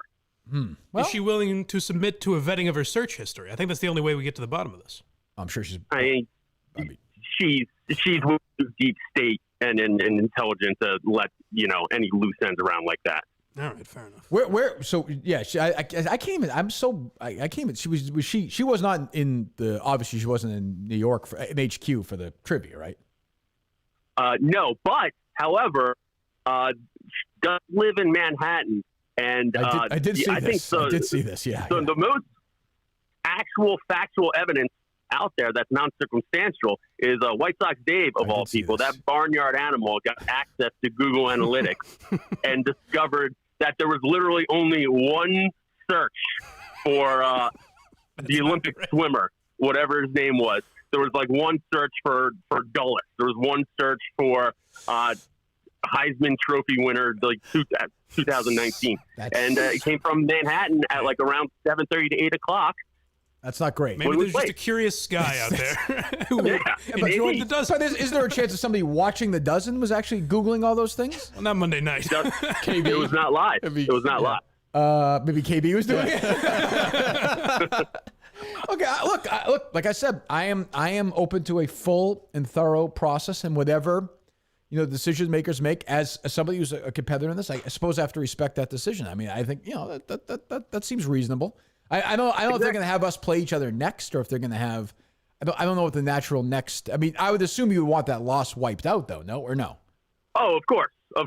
Like you guys can keep the win. The precedent has been made before that the winners, even though accused of cheating, can stay winning, but the losses be nullified. So we're happy with that decision. Hey, here at Uptown Balls, we're just trying to survive. And if you look at me, a blockhead, Tommy Smokes, who is on all sorts of the spectrum, and Glennie Balls, and needs to cheat against us to win, okay, you do what you have to do. I was not, I think Tommy's, as Mike was saying before, his fixation on whatchamacallit. On Tinder. That really cost you guys the Tinder victory. that was sort of the swing in the match, I think. Yeah, it is what it is. And when it comes down to it, we choked. We're up 7-0. Like, even though she probably had something suspicious going on, we still should have ended you, and we didn't. So that's on us. All right. Well, Smitty, we'll find. When are we finding out the answer to all this? Do we know? I think pretty soon, once White Sox Dave gets back to his the petting zoo that he calls home, we'll figure something out. But Kirk, while I have you, we also need to figure out this mini golf tournament that will be going down by the end of the summer. What are we talking about? Because I mean, my mini golf game right now, playing along with my son Harry, is about as sharp as it can be. Like if there was a major starting tomorrow, I would be in absolutely perfect mental and physical condition for this thing. I've dropped weight. I'm putting great right now. I have a nice system. I would, I'm elated. I would love to do that. Do you bring your own club to the course? No, absolutely not. That should not be allowed. That should not be allowed. I agree. Yes, no. I agree. But there are about 10 people at Barstool Sports. Stephen Che, Jeff Bulow, myself, who claim that they're greatest mini golfers of all time. We need to settle this some way, somehow. I shot a 34 at Pirate Island in Avalon when I was 14. Name was on the whiteboard all summer. That's impressive. I think I can anybody. Impressive. What's the par there? Well, par 40, par 38? What's the par there? I think 39. 5 under. That's pretty good. I shot 34 the other day at Hago Harrington's with Harry, which was 6 under there. So I mean, I feel sharp, but it has to be somewhere where this is how I would do it. Okay, Smitty, I don't know who's going to put it together. You know where we should do it, honestly, is in Arizona, New Year's Eve. Oh. right? And I don't hate it. I'm talking about a major 72-hole tournament with a cut after 36 holes. Wow. I would be all for that. And hope at neutral course, which is the most important thing. It has to be a neutral course. There's a million courses out there. We find a course. Someone will host it. We know that. We'll do it. Any Barstool competitor wants to be there, who's a reasonably good mini golfer. We set it up, and then after the 36 holes, cut it in half, pair everyone up like they do on the tour and play the weekend. Then the winner, is the Barstool mini golf champion. That's like winning a major championship. I don't hate that. And we would have to obviously invite and hopefully the prior Barstool mini golf champion who beat Blind Mike and intern Dana that one time, Dave Portnoy, to be a part of it. Yes. You know who holds the record at the course I played at? Shot in 18 once. Trysta Krick, 18 hole-in-ones. Yeah, it's true. Right. Yeah, it's true. That's unbelievable. All right, Smitty, I'll talk to you. All right, thank you. Good. See you, buddy. There you go. My buddy. Smitty's a good man. I like Smitty. I think, did we fight with him once about something? He came on or no? He's been on before. Well, probably wasn't for a good reason. I think he was a peripheral character in something. Yeah. Maybe Rappaport? I don't remember. But I think he has been on before. All I know is, I think of Rappaport. I will be giving a deposition, I think, sometime in the next year. Fantastic. That seems like almost a guarantee. I hope you're not the only member of the Kirk Callahan show to do that. I will not be. I'm happy to say I will not be. Oh, thank God. That was my one takeaway. When I watch the wrap-up show now, I think to myself, boy, to get this guy in front of a jury would be sweet. It'd be great to read a deposition when it's like, you'll see "what's up" will be the first two words. Hello there. Well, Smitty seems to be magnanimous and classy about this. He is. I mean, I know that secretly, I'm sure he's talking a lot of shit. That's what I worry about. He even gave you, and it is what it is, So Right. he's not giving you a lot there. A lot of stress on his mind, though. He's got this. His dad's banging him. Right. There's a lot to think about. I think he did say I'm fucking my father. He probably did. Yeah, he said probably that. I listened back. You got okay, good. Thank you, Excellent work. Thank you. Well done. Give this man a contract. Now that Trysta, we don't know if she cheated. That mystery we've solved. We have finally solved it. Well, he seems pretty.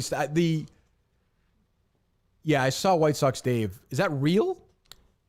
That Google thing or no? Yeah, it has to be. Yeah. How would he be able to access that? No, that's just like Is that just public that- Google Trends Oh, really? information. Okay. Yeah, that's public. So you're saying one person searched for that in the entire borough of Manhattan? Because like That's stunning. let's just say an hour There's not that before. many people there, though. Right. I mean, 8 million. Yeah, but they all on Google at that time? No, probably only like guess. 4 I million. think it's like a rating from I don't know if it's like 0 to 1,000 or something like that. And if the hour before the tournament, it is 0 the whole time. Right. And then during the tournament, it's like 73, which makes it seem like one person probably did it in Manhattan. Okay. Yeah. Again, That's rough. That's great investigative work by the man you besmirched, but White Sox Dave. in court though, that does not hold up. No, You've got to attach it to her. It doesn't necessarily. It's not damning evidence necessarily, but it does make the jury gasp a little bit. They go, "Oh my god!" Yeah, there's some sound when in the that's courtroom. presented. Yeah, It's oof. There's titters in the hushed chatter, courtroom. yeah. It's one of those things. That is true. So we'll see. I think they were saying. I thought I saw Jeff say he was going to announce it today. Well, that's a shoddy investigation. As Trista's lead defense, I'd like a little more time. I call for a recess. She is. So yeah, you guys are right. So Simone is out of the individual as well. Yeah, Glad she's not fighting in the war. probably felt like she had to. Imagine if she was a soldier. Yeah, I guess. I guess you're right, lady. She'd be an awesome soldier. Let me see here. Which makes me think. I was talking to my buddy with this the other day.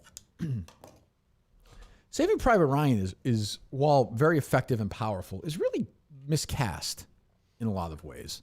Let me tell you why before we get to the other stuff. Please do. Well, first talk SimpliSafe. Go to simplisafe.com/Kirk. Get your home safe. Plain and simple. If Trysta Krick had done that, she wouldn't have to worry about these people trying to go in there and look at her Google history, for example.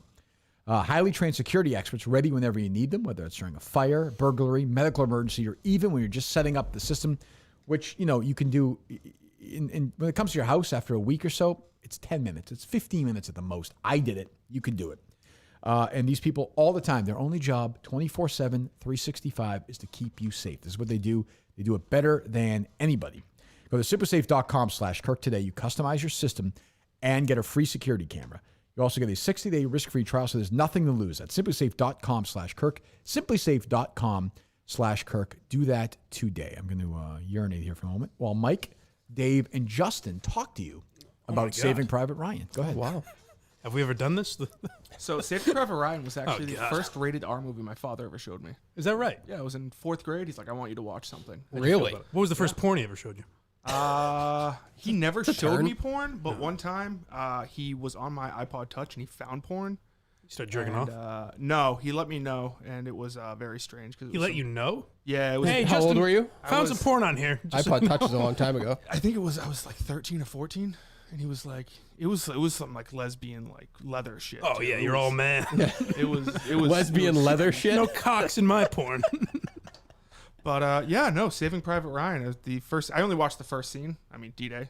I think it's the pretty good. Yeah. Anyone else want to chime in here? You only watched the first scene. You seem pretty confident out the gate, so I wanted You you to did give take the reins That's pretty what quickly. Yeah. Well, yeah. I mean, I have a Saving Private Ryan story. It was the first rated R movie I ever watched. I haven't You seen that still- movie in a long time. Do you still masturbate only to lesbian porn? Or No. have you? What's got your goat now? I don't think I call out my son for finding his porn in that moment. Neither would 13 I. years That's old. very That's very unhealthy. strange to That's me. very Yeah, unhealthy. it didn't make me feel good. There was an ongoing problem, I think, between you and porn back then, probably. Do you think now, have you noticed lack of an erection when you watch lesbians in leather? No, but I had lack of erections a couple of years ago due to the fact of I was on pretty bad antidepressants. Oh, it depresses all of us. Yeah, so anyway, so that's my Justin's Saving limp Private Ryan penis story. really brings the mood down. How's that girl, Justin? You still talking to her or what? Yeah, we talk. Yeah, good for you. So to you, bitch. Yeah, we talk. We talk about. The Sopranos, actually. Oh, yeah? Like what? Yeah, she loves The Sopranos, and I just started watching it again. I think I'm on episode 4. Is she excited for the movie? Yeah, she's very excited. Cool. Well, anyway, before we get to the other stuff, Tom Hanks is miscast in that movie. You think? Yes, because when the guys talk about it, like Ed Burns and Size, one of these guys, they're like he was put together by pieces of metal, and like he's supposed to be like this really tough guy, and he's Tom Hanks. Like it was written, they wanted Harrison Ford to do it, which would have made more sense. Yeah.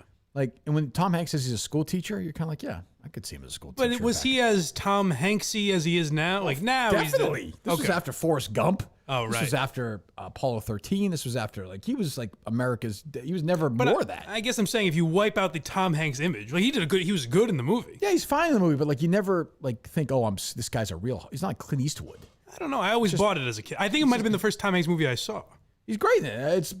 It's also dumb that the guy at the end, the old guy, is Matt Damon, who like you see through his eyes the whole journey. It's like, Was I a good man? He wasn't there. It's so Spielbergian. That's stupid. true. Yeah, that's a big plot. He wasn't hole. there. It should be Ed Burns, or it should be somebody else, or Barry. Did Barry Pepper die? I don't remember. It should be one of those guys. And it's so Spielberg. Spielberg can't fucking help himself.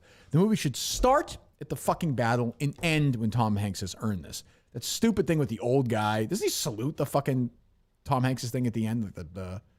All I remember is, was I a good man? Was I a good man? No, you were fucking horrible. What? Did I deserve this? Yeah, Jesus Christ. My favorite. So dumb. And Ted Danson should not be in that movie. It's stupid. I remember the audience started laughing when I saw it. Because Cheers had been off the air for like 5 years. Slides him a beer. Yeah, it was just dumb. Yeah. I think one of my favorite analyses of Saving Private Ryan is someone pointed out that every character other than Tom Hanks has like basically one characteristic. Right. And they go, Ed Burns' characteristic was just Brooklyn. Yeah. There were no personality traits. Just like, this guy's from Brooklyn. It's just weird. I don't know. There's great moments in it, but it annoys me now. That stuff just annoys me. I was on Quantum Week last night, by the way. How did it go? I think it went fine. They give you the business on any of your movie thoughts? No, Comeuppance? Well, like you said, Carano's the grump. Yeah, And Quantum Week, Chris is, Know it all. And like during it, they had their little battles about like who like their fans like more, and I'm just like, With you, Dave? yeah, I'm like, I don't want to participate. This is the last thing I care about. What was the Now, song? Kirk, if I may bring you, let's bring you into One this. second, Dave. I'm like here to talk about movies. Like, I could talk about movies all day, but I don't want to get in your like little fucking battles. What was the movie you talked about? I forget. Hoosiers? Oh, that's right. And what was it? Don't Dream It's Over by Crowded House. great song. Which is an awesome song. Great song. Is it available now? I have no idea. Check it out. I think I saw a tweet. I think over the weekend. I think Saturday. I think so. Okay. I think so. Maybe they're Patreon content. Maybe. Oof, is Carano ready to get out with Jerry? Oh, no. Forget it. Out. He wants out. They'll probably blame you. It seemed like you were the kind of driving force. No, I think he's having a good time. I don't know. I talked to Jerry yesterday for a while. I think he's doing okay. He's good on that show. He's he? At least he doesn't. I wouldn't say disagree with Jerry, but like they were talking about the cops yesterday. I heard, and Carano's at least a voice of not 100%. You know where they're going to go. Right. Like a little bit of a dissenting voice. It's almost like Jerry respects his producer now, you're saying. Yeah, that was my main takeaway. Right. Yeah. I don't think this. They seem to have a mutual respect for each I think they agree on a lot of things. Oh, they do. But I'm just saying Carano's more of a libertarian. Like he's not certainly not a Democrat, but no, not a lib. No. Libertarians are the name for it. Republican doesn't have guts to say they're Republican. He may have said that in his first episode. I'm sure he did. In a long way of getting to him. So we're doing the show on Monday, and we're talking a lot about Chris Curtis. So the show ends, and I checked the Twitter mentions, and somebody says to me, "You must be loving Curtis getting ratioed to death." Yeah. And I was like, "What the fuck is he talking about?" Like we didn't know this during the show. It kind of happened like toward the very end of the show. Right. And if you're thinking like we didn't really even say anything. Right. About I thought, did we do something? Like, did something happen? So Curtis was at Fenway Park over the weekend. Correct. And there was a girl there who if you go to forget like Red Sox games. If you were in the world now, like, I don't know if Curtis is 95. I don't know if his brain is falling out or what, but like, this is the world now. Like, people take selfies. This is what they do, or this is like, I walk down Lexington Center and that's all people, this is how they communicate with each other now. Like, this is not going to change, but, sorry, Mike, but so this girl takes a picture at Fenway. Somebody's taking a picture of her. I forget. Yeah. Yes, right? she's set up taking a nice She's doing her whole Posing, thing, doing the hair, whatever, and takes a picture. Curtis records it and tweets it out like Fenway 2021, which, like, honestly, like, am I super offended by that? Not really. No. Do I think it's weird and kind of creepy? Yeah, I kind of do. I mean, like, I don't, like, it doesn't really bother me, but like, I don't really understand why a human being would do that. It's weird, especially to have like her face in it and shit. Right. But the part she was way too old for Kurt. She was like in her teens, I think. Right. That's the thing. When people call it creepy, it certainly wasn't sexual. She was an old maid. She was, he had no interest in her. She doesn't work for him. Right. So, yeah, But I'm sure people pointed this out on Twitter, but the irony of saying, can you believe people are taking pictures at Fenway? While he's taking a picture at Fenway? He's a fucking moron. Yes, he is. And it's creepy and it's weird. And somehow, I don't know where this began, but it began rolling downhill. It kind of caught the blue check mark and the feminist crowd. Yes. And there was some Barstool participation. I think Jerry Thornton did it. And Jack Mack. Oh, yeah. And Jack Mack was very good on Twitter, by the way. He is great. He's good. I like Jack Mack. He's good. Maybe we'll bring him in at one point, Dave. That's a good idea. Okay, thank you. To produce. Well, that's what I meant. You think I meant on air? Oh, God, I got to go to fucking Iowa with him in a couple of weeks to do the case. We're going to be so sick of each other, me and Jack. But I'll probably... But we'll have dinner every night, and we'll be in the car. It'll be good just to talk with somebody, I just want to have somebody to talk to in the car. Can I tell you threw out Visionless Dave. I don't know if that was a joke or not. I like it. I think it's a good I like Visionless Dave, but I don't think I need him in my life, in my car. Like, I'm a little too scared. I think he would show you the proper respect. In the proper place to get meth. Well, maybe. I can't confirm or deny that. So he does that, and like, people are like, "You're fucking like videoing a girl and sending it out onto you, fucking creep." And that was like the theme. Yeah. Just endless theme over and over and over, which was great. Yes. Was I thinking that at first? No. But was I ready to pile on? Fuck yeah. I was ready to go. Yes. And if I have to break down the fourth wall, I don't think he should be fired. It's fucking weird. I'd like him to be because I hate him. But it's not a crazy fucking thing he did. It's a horrible joke because you're doing the same thing you're criticizing. Here's the thing, though, Mike. Here's my issue. The old Kirk Callahan word consistency.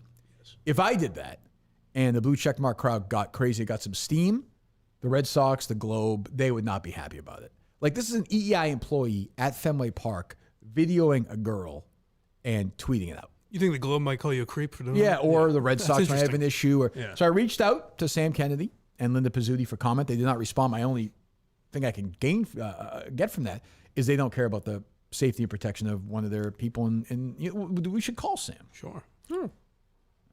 He answered last time, right? Yeah. For you on the show, yeah. Wasn't he working out? That was That was Tom Warner. Tom Warner. I'm on the phone. Guy's still, I mean, God, he must be exhausted right now. Still at the Been gym. working out for a year.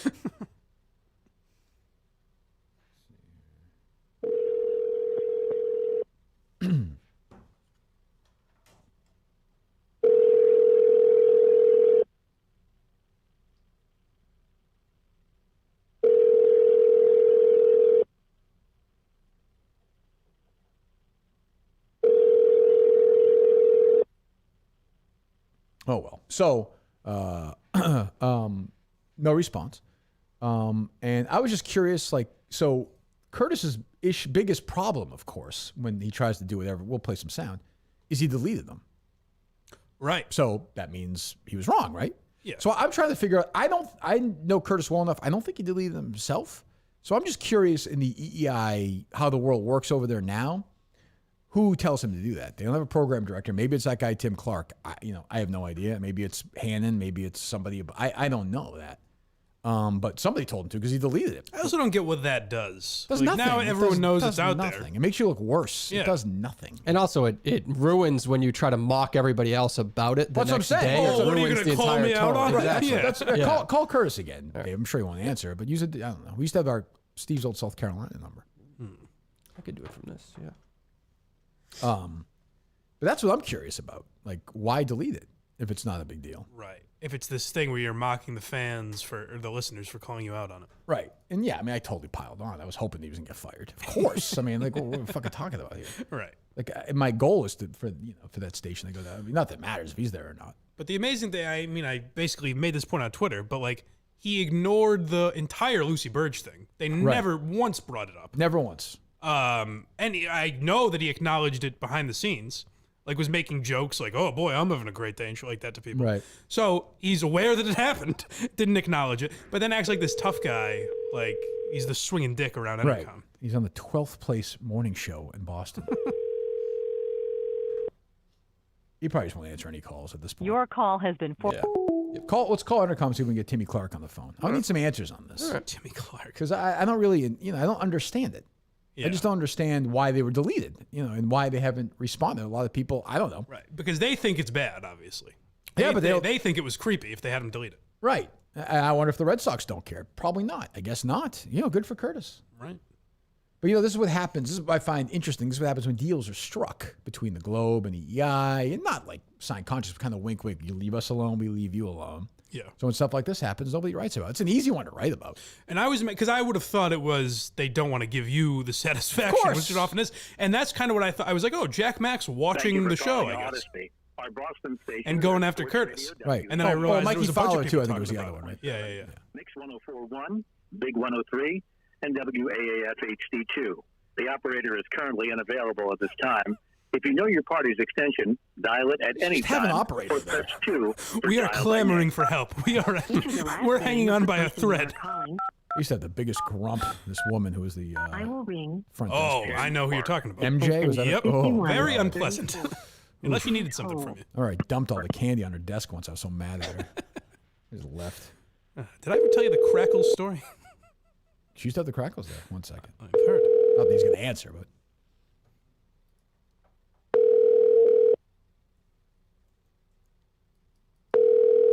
What's the crackle story? A buddy of mine was filling in for MJ at the front desk one day. Hey, this is Tim Clark Yeah, at we're good. Odyssey. And unless Murchison was in more than once, it must have been the famous day where Murchison came in Yeah. and Phil Zachary said whatever he said to him. Right. And Murchison stormed off. So my buddy was working at the front desk and he told me the whole story about how, 1 second. Wait. What Phil Zachary said to him was, Yes. if your son had any guts, he'd be in this meeting too. that's my favorite. He's the fucking man. I was like, that's the greatest. and I remember thinking, well, that's that.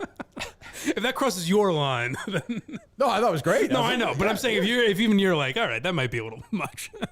I was okay with it. But yeah. so my buddy working the front desk heard all that, but he tells me the story and he said beforehand, I imagine he wouldn't even, this has probably happened all the time, I guess. But he said that it was you, Jerry, Right. this guy he didn't know, and Phil Zachary all in the lobby. And there's kind of, pleasantries exchanged Yeah, briefly. okay. And Phil Zachary you looked in the bowl for a crackle. I only eat the crackles, yeah. And Phil said, "What are you looking for?" And he said, you must have said that. I only eat the crackles." And Phil went into the closet, right? Took out a bag of crackles and says, "Crackles for everyone. Crackles for the #1 show in Boston." That was how life was back then, Mike. And the next day, I had a big bowl of crackles. And my buddy John was like, "They just left. That was it. I never got an end to that story." Life at the top. And literally walked in with Murchison, nothing was the same again. Well, Zachary was great. He was wild, but he was a great guy. Like we had so many huge ups and downs with him. He was a nut. I loved him and hated him, but then loved him again, and we ended great. But it took him a while. Like when he first got to the station, he thought, because this is where Dino was awesome. Dino fooled Zachary into thinking that Dino was like the machine behind the show. Because and then Zachary thought that Dino was the star, and he was like, "Oh, Kirk and Jerry are just getting in the way." It took us a while, and then once Dino left, it took us even more time to tell him, like, we don't want anyone else hosting the show. We can do it. Then once we got to consider fill-in work with. And then once we got to #1, like he was like, "Oh, I was wrong." And to his credit, like that never happened to me ever in radio before or after. He was like, "I was totally wrong. You guys were right." Oh, good. Yeah, he seemed like the nicest guy. He was nice to the little people, which is all I. He's know. a salesman. But yeah, he's kind of a born salesman. But he was like, he's like a true radio guy, like old school. Yes. Blah, blah. Yes. Like, Yeah. Oh yeah. But I got along great and horribly with him, but mostly great. Like I remember, like when things would be down, he would not be happy, but he was good. That's funny. I don't remember. So that. to think of going from crackles for the boys to if your son had any guts. Did I ever tell you the Barry Armstrong story with him? No. So he came in for a meeting one day to our office, and he sits down and goes, "Where should we start?" And Barry looks at him and goes, "I fucking hate you." Really? That was how the whole meeting started, right there. Why would Barry Armstrong? This is a guy I think it was like a power play trying to be a financial Wall Street guy. Like, let me set You the said like a tone. financial infomercial, right? Yes. On the station? Yeah, it was strange. Was it like midday or something? 10 to noon. Right. Yep. Huh. Phil Zachary What did also Phil had to- say to that? Phil just, I don't know. He got through it. We didn't really like Phil back then, but that was there were ups aggressive. there were Yeah. ups and downs. Yeah. So He also had to confront Cooner about the great bathroom caper. did he have to talk to him about it? Oh yeah, sent an email. I'm innocent. And then another buddy of mine walked by. I get all these stories secondhand. Sure. But, walked by Phil's office one day, and Cooner's in there yelling at him. How dare you think that was me? So the next day after all this, and I mean, it was all over Twitter for a while. I think I probably helped that to some extent, but I mean, people were tweeting like crazy about this. They go on the show the next day, and Justin is doing the show, our reaction to it live, right? With you listen to the show, is that what it was? Yeah, he was prank calling live. Okay. Yeah. So No, I was listening to their show. where's the energy here? What's going on? You woke him up. What's your issue? I think he's paying attention to something else, and he's not. Okay, good. I like priorities. Yeah. So so they don't talk about it, I guess, for a while. I'm not listening. I did call in at one point, just they hung up on me right away. So they eventually address it, right? It's one of our people reach out. I mean, you got to remember, like, we have the ability at any time, if I snap my fingers at any time, this is why the Minute fans are the best, we could shut down their phone lines for a month if we want to. Right. Like, we actually can do that. And then they'll be like, "Oh no, you're shutting down our phone line." And they're And, live. and this was no effort. Like, this was. Right. Oh, there wasn't any. No, I- it's I- in- there wasn't a nothing, show. I had Yep. nothing to do with it. Yep. I stayed out of it. I think I retweeted one Justin thing, but this was He not. just went live. There was no announcement. Nope, There was no nothing. Nope. We kept it low key on this one, but like as I said to Justin, because we were texting about, he was texting me about other stuff, just calling stuff, but the it was not great. Right. I understand. I said like we could make like Greg, to his credit, I think, cares so little that he doesn't really even care that much. Like it doesn't bother him. Andy Gresh would snap. Yeah. Like if we were 4 hours of no calls on like if there was some big topic, like I always want to do it like the day after a Super Bowl, if the Patriots or the Reds, something where like they're just paralyzed. They want the phones. Yeah, and they're just crazed. Like we will do that at one point. I think the opposite. It should be a day where they have nothing to talk about, so they have to go to the phones. No? Could be, but I think they'd be so excited that people be like their idea. That's proof that people are listening. Yes, you know? okay, I And just like to hear them in their minds are thinking, well, no, like that was the way Jerry always was too. Like we would get, I may have said that we get like 16 rating for a week, right? Mm-hmm. In that week, we might have gotten 10 phone calls in total on the show. Like we didn't get a lot of calls because we'd never asked for them. And Jerry would be like, why don't we have any calls? He would get so mad. Like, our phone's broke, Curtis. Call. Go in the other room and call and see if it goes through. We get all worked up. That's what I would do to Justin. That's why I had to make up lies. He's like, no, they're there. They're right. Just get so mad. I was like, Jerry, our ratings are mad. Like, what do you don't need that validation? Here's the ratings. Like, what do you care if anybody calls us? We can do it right now. Like right now, not right now here, but like I could go on the air and say the old fucking, what? Pete Rose should be in the Hall of Fame.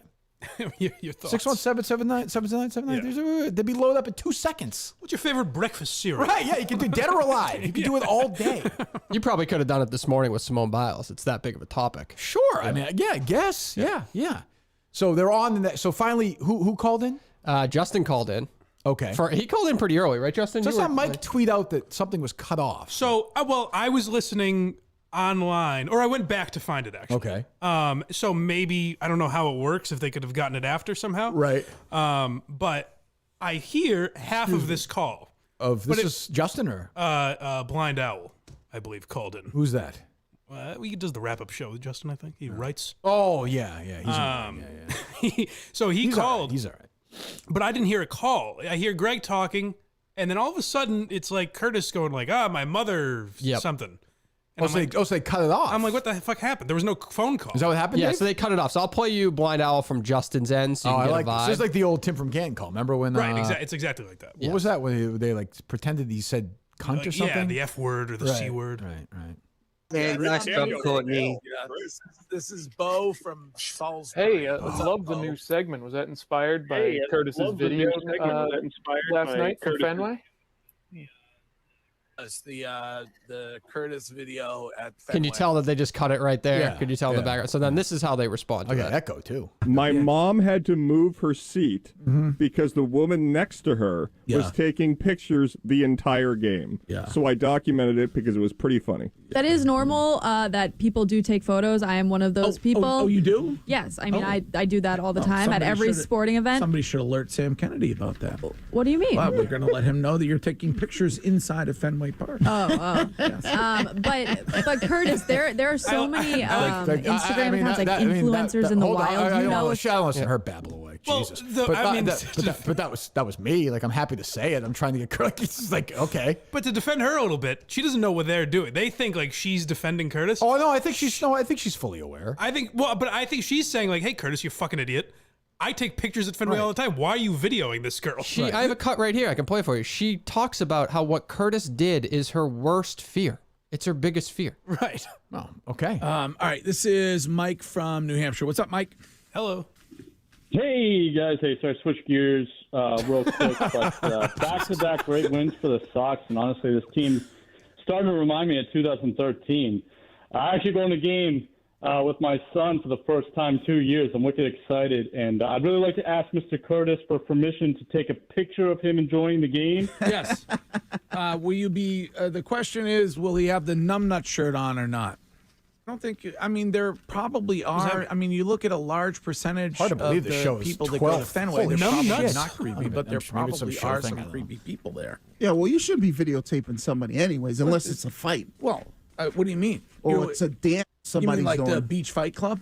Yeah, let's just Are something you like allowed that. to? You're allowed to videotape. No Beach one on Fight this Club? show agrees with Yeah, Curtis. videotape that, or like somebody's dancing. But you see people there videotaping people just standing at the airport because they want to make fun of what they're I wearing. don't think is Wiggy aware that Curtis did this or no? I don't think so. Okay. No, he's aware. Is he? I He's don't aware. even know. Okay. Yeah. So or something like Like that. when It's a big issue. Curtis videoed the guy because he had a funky laugh at the bar. Or was that Ken? That was me. That was Curtis. Oh my God, it's a series of events. Like here. if I saw somebody who videotaping me, Curtis is obsessed with taping other people. Apparently, like, wait a second. It's really. That's one of my biggest fears is taking a photo for Instagram. Like the girl looked great. I want to see the photo because I bet the photo is bomb. And she should be allowed to do that. I know Curtis and I are on different sides of this one. Good. You know what? Whoever this girl but- is, what's her name? Courtney Cox. Courtney Cox. Good for her. Good for her. Yeah. Good for her. I'm a fan. Good for her. Yeah. Well fuck done. Curtis. And you know what she's saying is, Curtis, you're a creep. You know, we know. And by the way, not for nothing. Like they tried out a lot of women for that position. You know, obviously Lucy Burge would have been one of them. You would think. She worked at that's obvious. Like, you know, but why didn't she? I can't imagine. Like, you know, there's sort of that like. And so Curtis continues to keep his job while she gets buried in it. That to me is a real story. And Curtis doing this, and there's a woman on the show expressing her like fear for that. That's good for her. Good on her. Like, I said she was terrible or whatever last week. I will stipulate that perhaps I'm wrong. There's maybe some potential there. And then she's basically saying, hey, I'm going to tread lightly here because I know you'll cost me my job. Right. You'll push me out, you fucking And coward. Greg thinks he's like taking a shot. Like, obviously I did that, Greg, you idiot. Like, of course I did. It's as obvious as the fact that your fucking restaurants are corrupt. It's just very weird, the dynamic of just them trying to joke and act like it's not a big deal. Meanwhile, he felt compelled enough to delete it. Yeah, why'd you delete it? That's all. I just hate the attitude he has with everything. Like it's like, oh yes, I cheated on my wife with an intern. Who gives a fuck? Right. It's like, I don't know, Curtis. Sometimes you have to take responsibility. Well, he's sort of got this like tough guy thing, which he can do there. Yeah. Like they're not gonna, but just whatever. I mean, and there's something the fact the guy's just trying to make a living, but like that was a creepy thing to do. And you have a woman on the show calling you a creep, and I'm sure they don't debate that, right, Dave? They do not debate it. It just goes away. Like, that's a good point by her. And Curtis could say, well, I didn't think I was doing that. And you could have an actual discussion about it. Yeah. But they don't do that. Like, the day after the ratings came out, if it was me, I don't know if I said this after the ratings came out or not. If I was on vacation and we got beat like that, I would have got in my car, driven to the station, and said, we're having a 4-hour conversation about these ratings. What am I doing wrong? Why does this show stink? Why aren't you listening? Call in and tell us. I think Curtis likes that he runs the show now. Yeah, and that's what happened. He's the host. And when a no-talent guy like that, a great producer for me, but, a horrible on-air personality is in the voice of this. That's what happens. You finish 12th. Right. That's it. People turn you off. And good for her. Good for her for saying, like, you're a fucking creep. Because he is. I mean, that's not even disputable. Do you have, Dave, the thing I sent you? Yes. So I want to know if Curtis ever spoke to you like this on air. I'm going to guess no, but that could be wrong. Snarky bitch attitude. I also want to know if you think this was on purpose, like if he was on mic on purpose. Oh, interesting. Yeah, good point. Yeah. Bork didn't take shots when he was in Colorado about that's Boston. True. Yes, I think he took a couple of shots after they won the cup. No, he did No, not. never. No, he did not. He I'm never talking took. about alcohol, Jesus No, Mary. the great Ray Bork never. Could you hear that? Yeah. Jesus Christ. It was a bad first line. I mean, again, that would never, I was the one who, again, it's just all, like, everything he does is me. It's weird. Well, a very G-rated, right. Oh, horrible version. Right. Yeah, but it's just strange. So that went away. Well, good for her for calling on. And I'm sure they spent a lot of time on the station talking about it, right? No, they did not later in the day. I listened to a little bit of Gresham, or whatever. Gresham. Well, call Gresham. Call the number. See if we can get on Gresham. See how long it'll take us to get on Gresham Keefe right now. What time is it? 11:45. What do you think they're talking about? That's the other thing. Probably that. Not Simone quarter of Biles, the hour. maybe? Or that's true. Quarter noon, whatever the fuck it is. Simone Biles or maybe Is there any? possibly Deshaun Watson still? Not really. Jesus Christ. I mean, it's Sports Talk Radio. Come on.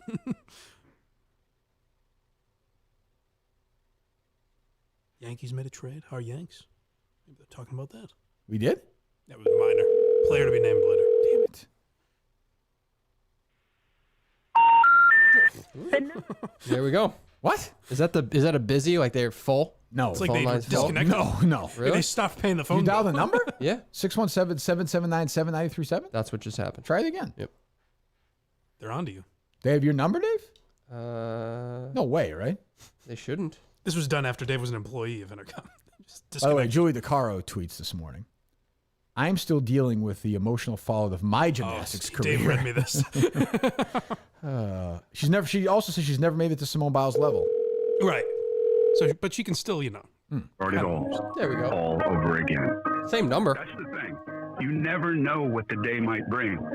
But with Comcast Business, you'll have the powerful solutions you need to handle anything that comes your way.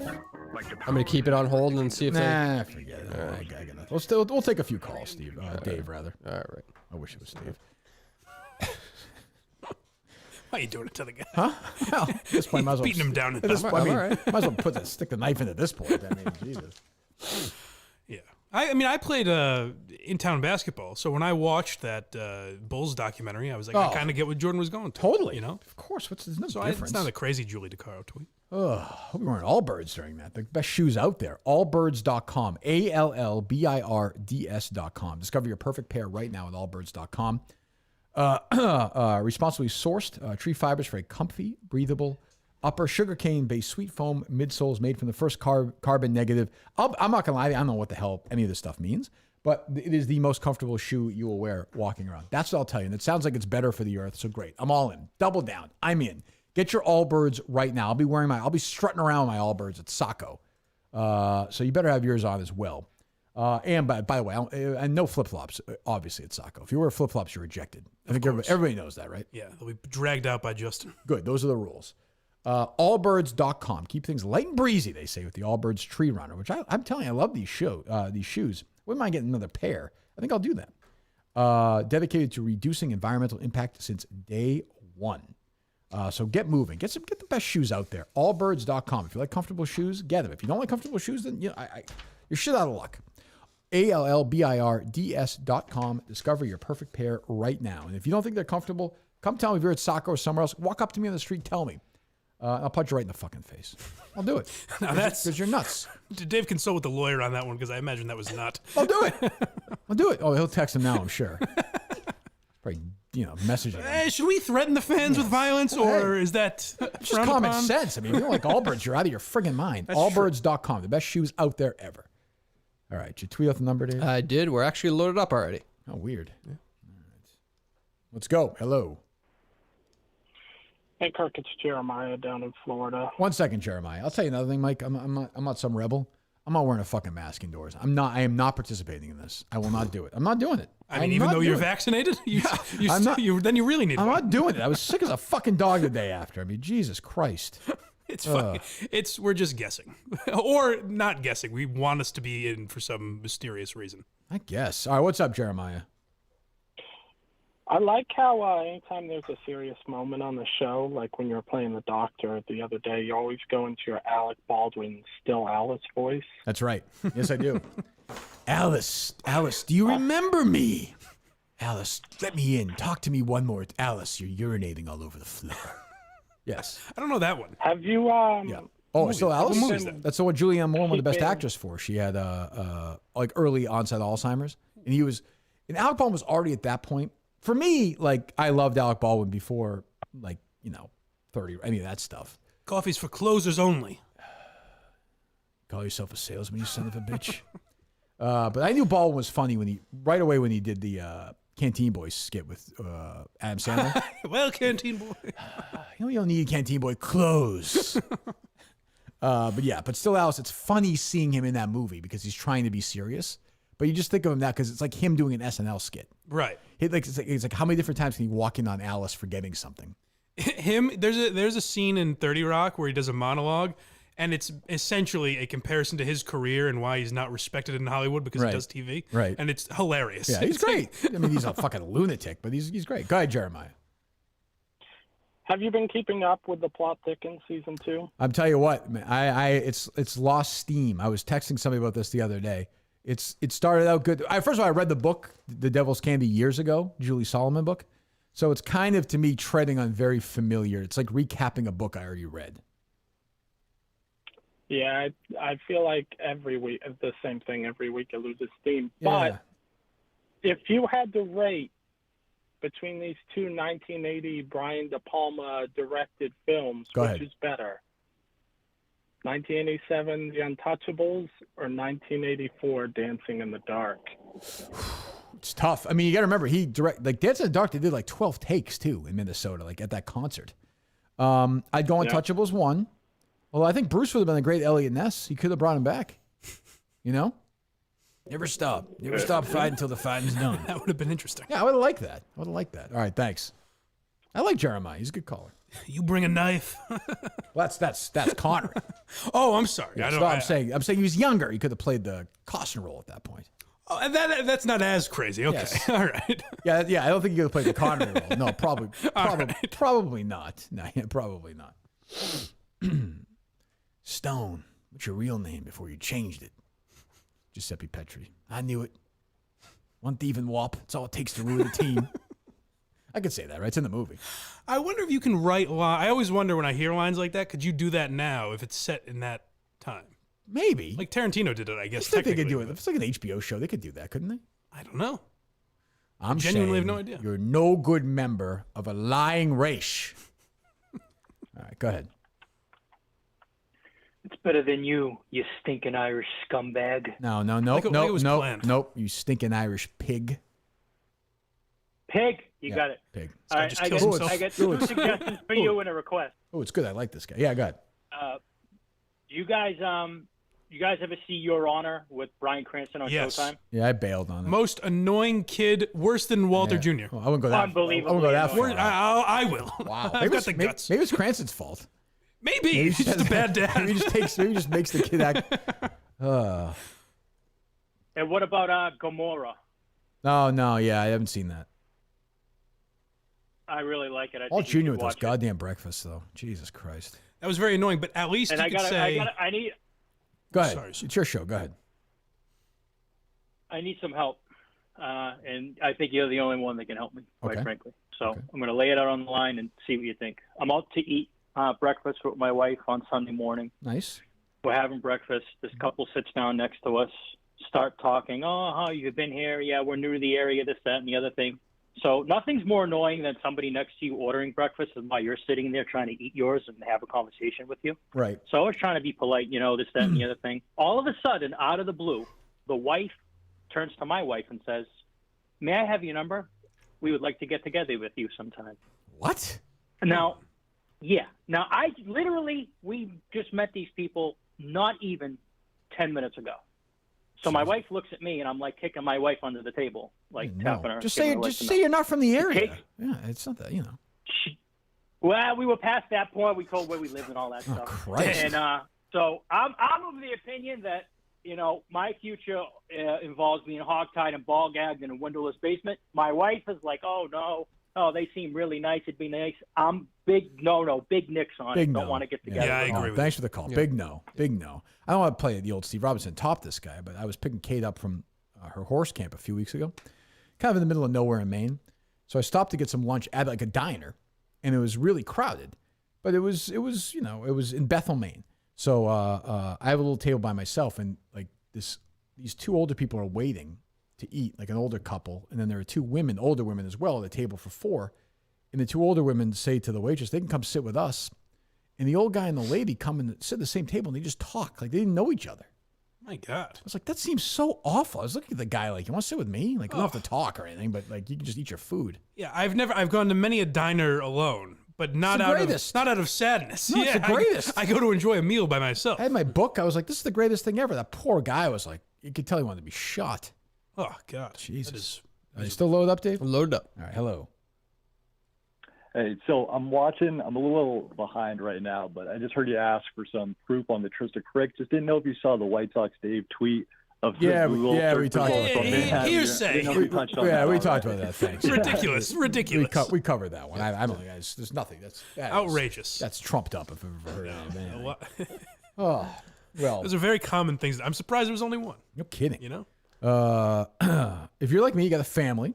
You need to protect them. My life insurance gives me peace of mind knowing my family will be taken care of.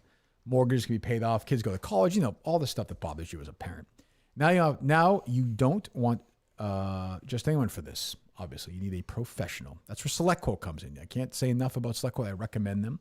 They've been around for over 35 years, and over 2 million families have trusted them. SelectQuote comparison shops highly rated insurance companies like Mutual of Omaha, Banner Life, Prudential, and others to impartially find you the company with the best rates. Their technology matches your individual needs with the best insurance company to find your best policy. You'll be surprised on how affordable policy can be. Plus, quotes are free. Don't put this off another day. Go to selectquote.com and within minutes, get your free quote. That's selectquote.com. Selectquote.com. They shop, you save at selectquote.com. All right, this will load up? Load up. All right, we'll take a few more. Ladies and gentlemen, I welcome you, a new man with a new name, William Cosby.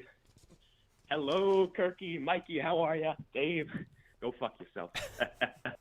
Isn't it funny? Got bumped up the roster, apparently. What's that? Time you do stand-up comedy, they give you a stool. I mean, what happens when you do sit-down comedy? Do they give you a pair of stilts? Anyway, all right. I've got two friends with disabilities, Yep. One of them really embraces it. Calls himself Deaf George. Meanwhile, he doesn't realize he's got 7 other disabilities. He could call himself Lazy George or Fat George, Unfunny George, Woe is me George, I've got zero confidence George, I talk way too loudly George. Uh-huh. Now this feels awfully specific. Now, the other friend with the disability, he used to host a radio show, which is ironic because he can't speak. That's right, we call him Mute Willie. Call him a pussy right to his face. He'll just sit there and take it. And his co-host, he called himself large, which is kind of ironic when you consider the size of his brain or the size of his personality or the size of his talent or Why the was size I of his George? pecker. I don't know. Don't worry, Mike. Don't worry, Mike. We got trouble seeing it too.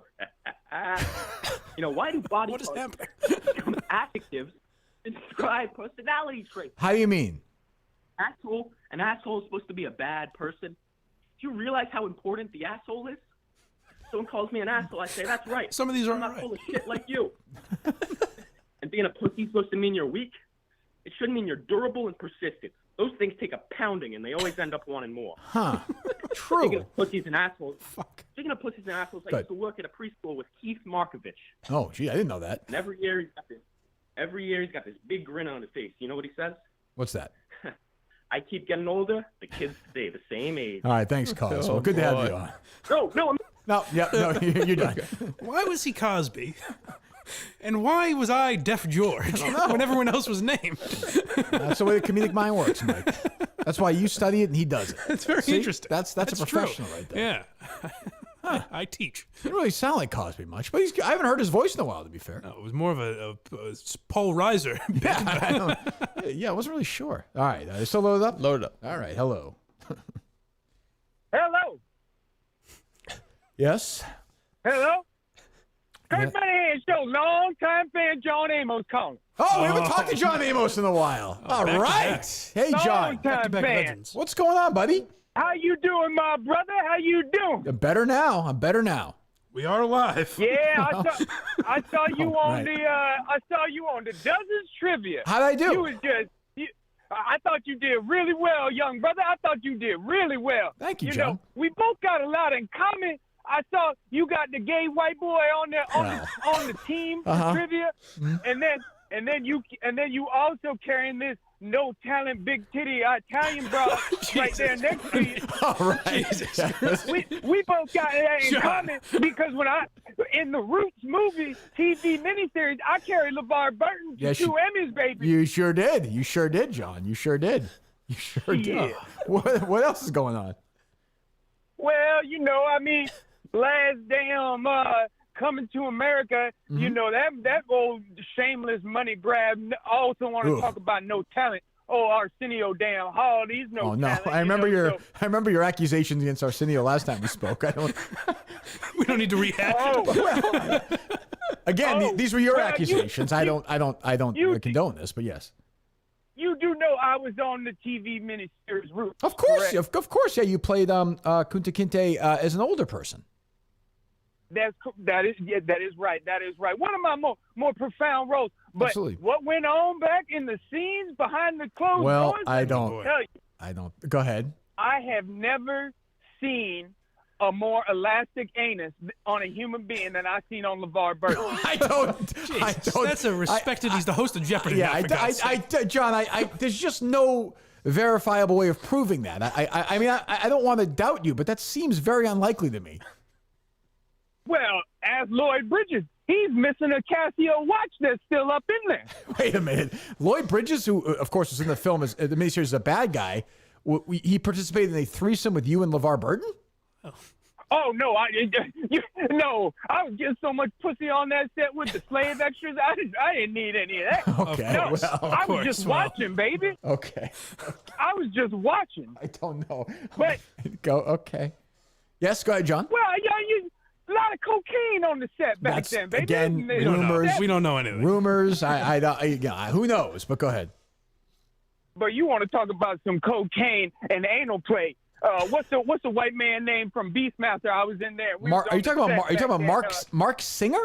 Mark Singer. Mark Singer. That's his name. That's the one. That sounds ridiculous. I don't believe you, John.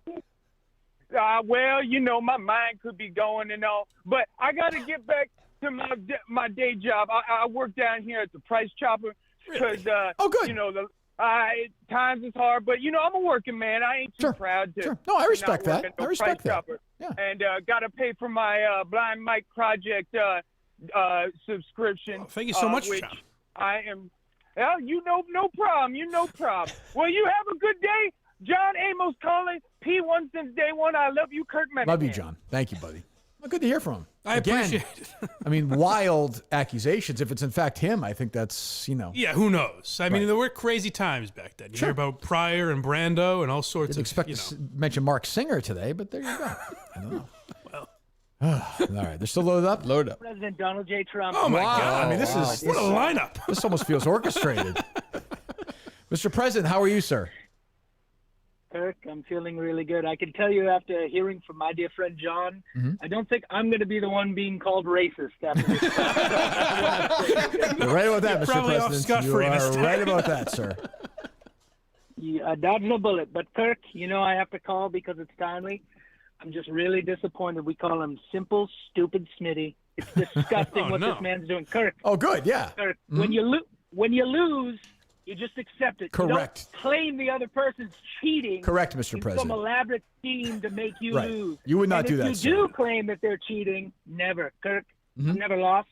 Many people say if I did, I'd be one of the best losers you've ever seen Oh, in your no life. question. But I've never done it. No I question. don't even know. How is Kirk, your? I'm sorry, sir, to interrupt your. I almost said script. How is your post presidency? How is that going? Kirk, it's I'm going to be honest with you, it's a little boring. I feel like I'm on an island with DEC and Getro Man, Kirk. I'm just out here doing nothing, not existing anymore. Wow. You'll remember Getro Man, Kirk. He was a superhero that gave people erections. Right. I didn't until you mentioned. bad medical advice. I didn't remember until you mentioned it, sir. Yes, it's weird that you would remember that, but yes. Well, I wasn't doing anything like running the country. No, yeah, it's a little troubling. As one of the most well-respected bosses and purveyors of talent in the world, I really commend you on your management style with Mr. Cullinane this morning. It was really good. Dave, how you feeling, baby? I'm good. Doing okay? I'm good, Mr. President. We call shut up, Dave. We call him Talking Dave.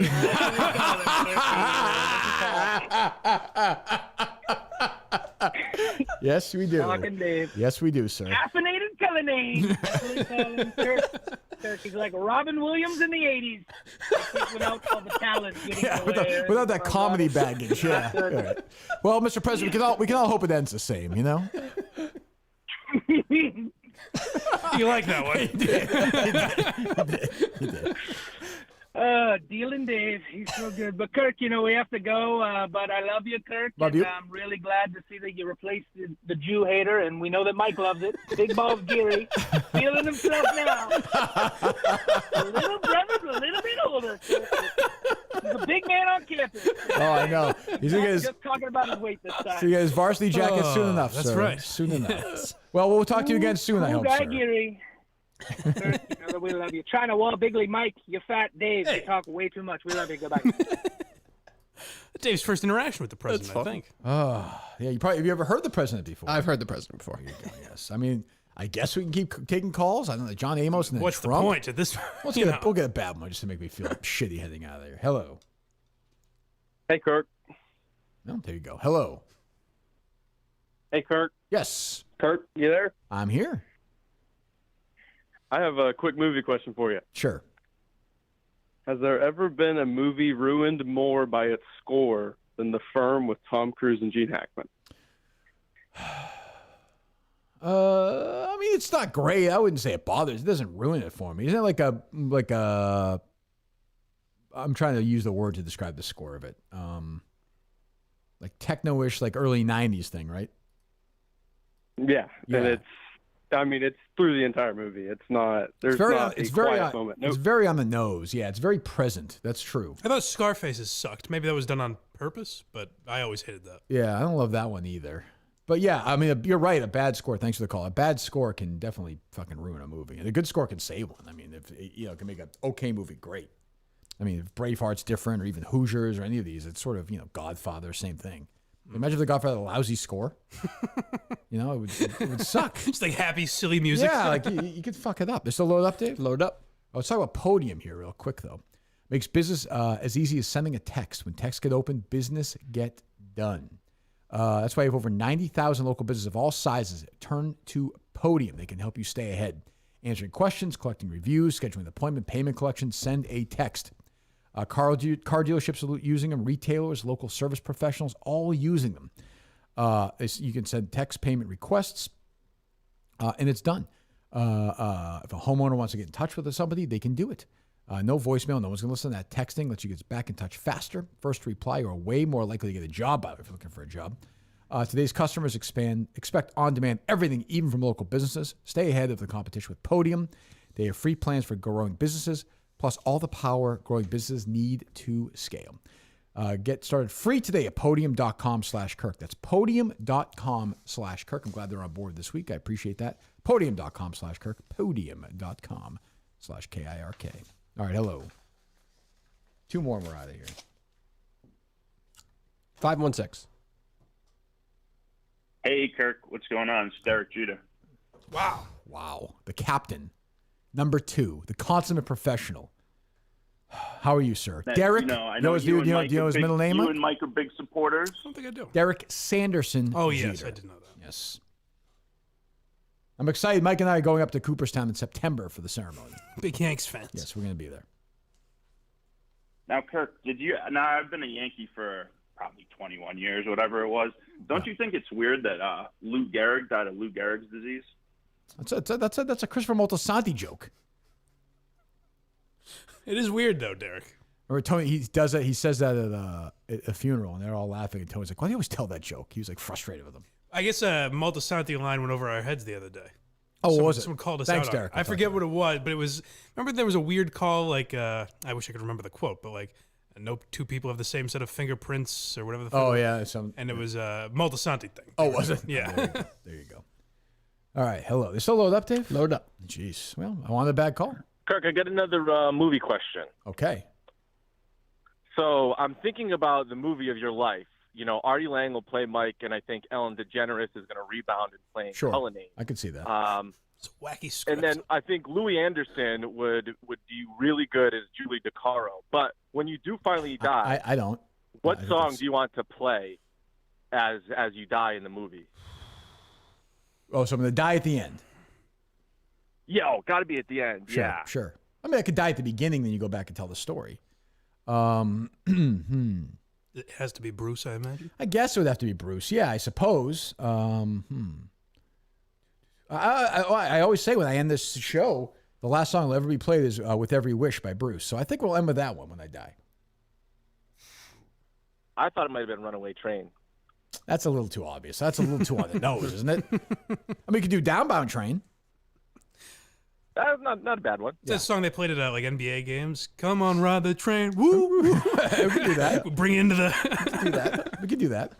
Well, thank you for that. Thank you for that thought. Yes, I appreciate that. He's gone. I hope so. Hello.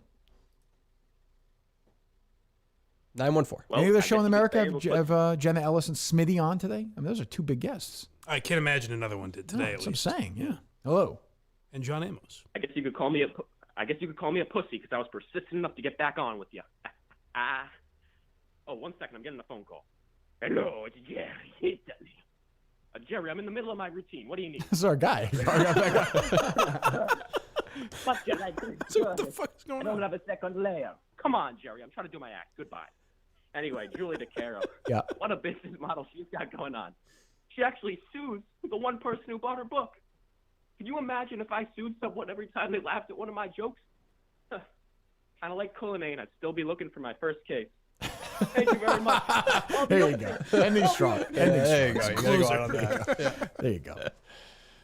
Wow. All right. Hello. They're loaded up, Dave? Loaded up. Wow, that guy's persistent. Hello. The time is 12:11. 11 minutes past A lot the of hour. lot of controversy here with this guy. I saw. Gregster. Did you see the controversy? Wait, Cullinane, yes. Cullinane purposely, Greg, not me. Cullinane purposely kept you off the air the other day. I did see that. Let me tell you something. Sure. You're up there on your high horse. You come down to my level, and I'll show you what it's like to live down here. Are you talking? And live in real shit. Are you talking to me or are you talking to Dave? I've always been a supporter of you, Greg. We've always had. I'm talking to Dave. Oh, okay. I'm sorry, Dave. You can't keep the most electrifying right morning drive radio host on WEI down for long, baby. I agree with that. No way. I agree with that. Mike? Absolutely. What do you say to that, David? I learned my lesson, I guess. I mean, Greg, it seems to me there's been a weird drop in the ratings lately. Is there a reason? Is there anything going on? Like, what's the issue here? I don't think so. Well, first of all, we're in a recession. Things are tough all over. Right. That's true. I don't think That's true. I mean, I guess technically right now. But. Okay, it's fair. Yeah. I've been. Uh-oh. I've, No. Come on, Greggy. No. Pull it together. I've been hustling. I've been working in fundraising restaurants. That's true. And trying to help out the local community. I defended you. Sure. I was. Yeah. I was calling on Monday because I wanted to help you out. Oh, actually, I could use it. Yeah. What do you got? Kirk. Yeah, I'm here. Kirk. I'm here. Let me ask you something. Sure. How has the pandemic impacted your business? I mean, I think we're doing, actually, I hate to say it, I think we're doing better than ever. Is that bad? No. Just tell him. Well, is who's paying Justin's salary right now? Oh, me, actually. Yeah, good point.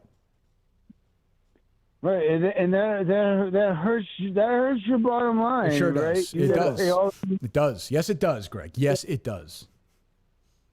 So I was going to send you a check for $5,000 to pay Justin's salary for the rest of the year. Oh, to thank help you. you Well, out. that's 'Cause very I know it's a tough time. Thank you, And Greg. everybody needs a little help once in a while. Well, Greg, I appreciate it. Thanks for calling. Check in anytime. I don't I'm care sorry. for it. I find that insulting. As a man who's been in Justin's position. That's true. Has the ball One been more- moved on this? No, not at all. Oh, God. It's impossible to move that ball. Why are you doing this to the guy? Well, that's the question. I think Erica said let's wait for a month or so and see where we're at. Why? That's what she said. I don't know. Did Erica say this? She did. I never quite believed that. I'll give you the. I'm saying month. I will give you the correspondence. Let me see. Take one more call, Dave. We'll get that. Is Greg still on line? Somebody's talking. Hello. I never thought that I would be slapping the lap of luxury, because I have said it could be done. But it can be done. Oh, I'm good. Is that who I think it is? I don't know. But that voice annoys me. Who do we think it is? I don't even know. I think it's fucking Jay. Yeah. It's not that big of a deal, Yeah. Justin. Do I know who that is? He calls a lot. Oh, okay. Yeah, it's one of those voices I hate. Let me see here.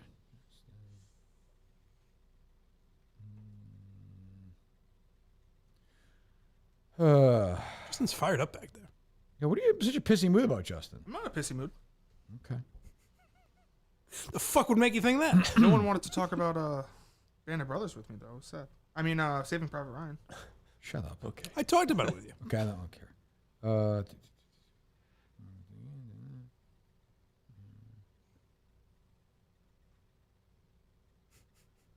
Where is it? I don't know if there's ever been another podcast host that's quieted the rest of the room down as he scours his phone. Keep him freelance for now was the directive. Okay. Oh, so What? With no so that timeline? was basically just a no. No. For now. No, I actually think he's gonna get a full-time job here. Okay. Honestly. I hope so. Yeah, me too. I don't. Nothing I can do about it. It's not my show. I suspect. I bought that once. Well, again, like, I don't know. His dad. He has insurance till he's like. I don't know what the difference. So you're saying he's fine till he's 26? No, I'm just saying, like, what's the difference? Like, I don't. What do if you he wants mean? to get paid a little more, that's a different conversation. I'm happy to have that, but like, why be a full-time employee? Like, why does that matter? What that would come with more pay? Well, that's what I'm saying. I'm happy to get more pay as a freelance and not have to worry about the other stuff. I assume Justin would be willing to have that discussion. I would think. No. Right? Yeah, of course. Okay, so I don't know. So yeah, we can figure that out. All right. I'm his agent, the only man slightly worse at negotiating. I mean, I would just tell Dave. I would tell Justin. I said it to Whitney the other day on the show. Whitney, I'm not kidding. Like, I'm telling you, there is zero chance I am going to be here at the end of this contract. No, why? Just because I'm ready. Like I can feel like I'm ready to. Okay. Yeah, it's just time. To do what instead? Like what would you do? I'll do maybe the case once a year Yeah, for them true, and true. freelance some other stuff and like whatever twice a year, but then just be done. Enjoy some golf. Yeah, just it's just like I enjoy doing it, but I'm ready. Like it's time. But you go through ups and downs with that, no? Have you not? Yeah, felt I'm that pretty before? firm about it right now. Like Okay. I'm ready to. There are obligations for the company that I definitely have to commit to in the next 6-7 months or so. Right. I'll do those, and then we'll see where we're at. All right. One particular one, obviously, that is a lot of money for us and for the company. Right. In January, and I would think after that, I'd say 50-50 I'd be around after that, probably. If that, yeah, I think it's time. I don't know. I'm good. Like, Thank God I didn't hitch my wagon to this horse like these idiots. Patreon.com/Blind Mike, baby. I need you. That's true. Go to patreon.com/Blind Mike. Patreon.com/Blind Mike. All right, one more. 651. Hey, Kirk. Just calling. I'm just a little confused, just by the fact that like you and all like the media just keeps praising and making Simone Biles like a hero, and I just don't get it. Like she quit. Like it's fine if you don't want to trash her, but she's not a hero. Well, wait, did you listen to Jenna Ellis? Were you watching on YouTube today or no? I did not. Okay, we talked sorry, to somebody about this. You'll hear the whole thing on YouTube. So yeah, that's fine. You're welcome to that. You're fine. That's fine. I understand that also, where it might go too far. Some people go fawning the other way. Sure. I get Yeah, I get it. That's perfectly reasonable. So thanks to Jenna Ellis and to Smitty and to John Amos and to the President Donald Trump Right. who joined us. That's a big day of guests. Bill Cosby. Bill Cosby? Right. Jesus Christ. That's a big day of guests. I didn't Derek realize Jeter. that. We had Greg Hill. Hall of Fame A lot of lineup. stars on today. That's pretty exciting. We're fucked on Friday, I think. It's going to be me and Cullinane. I asked you about that the other Ooh, day. you've set up a very tense Friday now. Is that true? I don't think it's that tense. No, it's Well, not tense. there'll be some. Who you want to have in on Friday, Dave? What do you think about Jerry Thornton? Anybody else? Nope, he didn't like it. Yeah, there's nobody. No, Coley. No, I said no. Yeah. A lot of talk about Quantum Week, Chris. Oh, that wouldn't be bad. On Friday? I started that chatter. I was riding the Quantum Week Chris train for. Didn't he start a new job or something like that? I have, Dave. How the fuck would I know that? All right. You talk to him. I don't. I don't. You talked to him last night and asked him about his job. It's just that he started a new job. Yeah, I don't know. I don't know. Yeah, ask him what his family situation's like. Jesus. How's the job going? He started new. Does fucking anybody else have to deal with this crap? I was thinking this morning running. Like, I think if you put together every other podcast, I'm dead serious about this, in the world, combined together, those shows' audience, all of them put together, don't spend as much time talking about like our growth and our listeners and is all the rest of them combined. I'm trying to think. Yeah, that's on air, but that's probably true. Yeah, like however, or the listeners of the show. However, off air, I would say that probably the least talk of that gets done. Oh, that's for sure. But I'm saying So like it balances out. I'm saying it within the community online of the fans. Oh, definitely. Like it's insane. Yeah, that is. It's great. I mean, it's fine. I mean, I obviously there's something I'm doing that perpetuates. I understand that. I do it too. You know what I think it might be is that you attract diehard radio Like and podcast media people, fans. right? Yeah. Like that's how I am. So I would talk about that type of shit. Right. And it just so happens that a lot of accumulated on this show. I for used to that say reason. we say it all the time. Like, I don't know why the fans care so much if we get bigger. Like, I've never understood that. You feel like you're part of it. They feel very close to you, and they feel like that's something you should want. But I think. don't want it though. No, I know, but they from the start, I had a little Too stretch bad. where I was trying to say like I care, but I don't. I just don't. And it's not that I respect if people want to grow their plot. Like I completely respect that, but I don't. It does, like I don't know. Like I think this podcast is really successful. Right. So I'm happy with that. Like I don't. It doesn't. I don't even know. It doesn't really matter if you're putting out a good show. Why does it matter? Well, it that matters much? if you're not like making a living doing it. No, but you're sure. like you're not doing anything wrong to grow the show. I guess is my point. Well, I'm sure I can be more open to it, but I have elected not to be, and I've always. That's from the start. I just said it's not what I'm interested in doing. Maybe that's part of the puzzle as well. They like I don't- the obstacle. I don't know. They but try I to get see over you to these promote the people. show. Yeah, I see the Cullinane versus Robinson crowd. That's getting ugly. It certainly is. Oh. By the way, I will say, the people that say I Pardon go me. harder at Dave than I did Steve. Steve is the first one to call me a piler honor, if you remember. Mike, I have to say I don't remember that. It was a great quote. I believe you. I haven't documented it, but I believe that you're right. It's set in my mind. I'm glad your mental health is going well. I'm focusing on all the right things. You don't let the little things bother you anymore. That's really good to hear. That son of a bitch. Pile of honor. I just remember because it was so oddly phrased. That sounds like a Steve thing to say. Yeah. All right. Well, thanks to all of them. Thanks to Mike. You go to patreon.com/blindmike. Thank you. What's going on there? If you want a show, that is good but doesn't care about growing, stay with this podcast. But if you want a show that's not that great but desperately wants to grow, it's only one check place out to go. patreon.com/blindmike. Well, what do we got? Tonight, yesterday I did the interview with Renan Hirschberg. That'll be up tonight. Yep. And still trying to get Ari Shafir. How's that going? They're dangling in front. They keep telling. I don't know why they keep telling me yes, to the point where I asked the girl that I've been talking with, his person. She's like, no, he would tell you if he didn't want to do it. Like, just keep emailing him. I'm like, I'm not going to email him every keep fucking pestering day. him. Yeah, I love that. So hopefully that happens. Okay. Any progress, Dave, on the guy I texted you about earlier this week? The one this week is a definite. It's just unfortunately far out. It's not what you thought. Yeah. No, I didn't. But it's a definite. Yes. Really? Yes. Can we announce it or no? Is it that definite? Not date and time, but definite. That there's enough communication going on. It's definite. You feel good about it? Oh yeah, definitely. Oh great. Yeah. Okay, good. Wow, that's cocky right there. Very curious. That's why he's a great producer. I've said he's a great producer. You have always He's just said not for me. Right. But he's a great producer for let's somebody. end on this note. He's a great producer for somebody else. Yeah. Right. You're just in the mood for a different variety. No, I said, look, I hired him. I'm stuck with him. That's how I look at it. I need to fix You this. hear that, buddy? I need to fix this disaster. Right. Me. I understand. No, I love the guy. I can't help it. But, it's again, I'll end where I started. It's a Kirk Minahan issue, not a Dave Cullinane issue. Right, Dave? What's up with Mattawa? The other thing.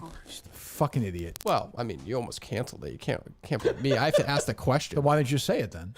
I didn't say it. I stopped myself. No, you didn't. No, because I did it out of respect. Jesus Christ. Yes. We were all going to Mamma Mia's. Mamma Mia's. We'll see. What do you guys? What do you guys vote? Because it matters.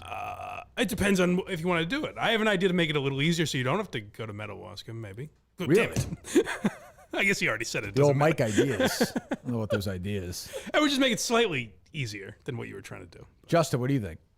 Yeah, I'm down for it. Whatever works. Boy, with enthusiasm all across the board. Let's go. Let's have a big road trip. Might have to switch it up now. Everyone knows. Jesus, forget it. So we're back Friday with who, Dave? We're gonna figure that out today. So no Carabas, obviously. Yeah. Okay. All right. Mike, thanks. Patreon.com/blindmike. Thanks everyone for joining us. And I suppose Friday we'll be back with a. What's unfortunate is Riggs reached out to come in studio, but not this week, but next week. But I am not going to be here 2 weeks, Dave. Ooh. I'm going to be on the road for the case. But I'm willing to do shows, though. That's in my week of research. I hope just 1 week I'm gone. Yeah. So I don't know if you guys want to do that. Yeah. We could do it over the weekend, the Monday show here, then do the Wednesday, Friday show. I'm on the road. It'll probably suck, but what can you do? This weekend? No. Not next week, but the week after. Okay. 2 weeks from now. If I'm back on that weekend, yes. It might be the same weekend I'm in Jersey, right? Yes, I believe so. Yeah, you text us asked some me and I dates. told you. Yeah, I don't know what text days us you're gone. what day? I would be back that Sunday, but I don't know what time. Okay, we do it Sunday night. You'll be around. Yes. Okay. All right. If you want to, well, maybe we'll do it then. Either way, but it's not that important. All right. I'm just saying, where you go? The Jersey Shore? Not far from Asbury Park. Oh, is that right? Yes. Who's this with? The skirt and just visiting friends out there. Oh, look at you. Going to a Yankees game on Saturday. Oh, if is you that want right? to join us? Yeah. Oh, that sounds like a lot of fun. It's a blast. Oh, God. Especially for me. I was going to say, what a fun day. No, it'll be fun. Yes. Fun. You'll have a lot of fun. Yes. Good. All right. So, we'll have to figure that out, Dave. I mean, these shows on the road, I have a lisp on. It sucks, but we'll just do them, I guess. Yeah, we'll figure it out. Or we'll do it, Sunday before. We got to do 3 shows, though. That's like a must, right? Yeah. Well, yes. Or I take the week off, right? One or the other. Yeah. Or we could do an interview, maybe. I don't know. We'll see. We'll figure it out. All right. We'll talk to you Friday with somebody. Goodbye.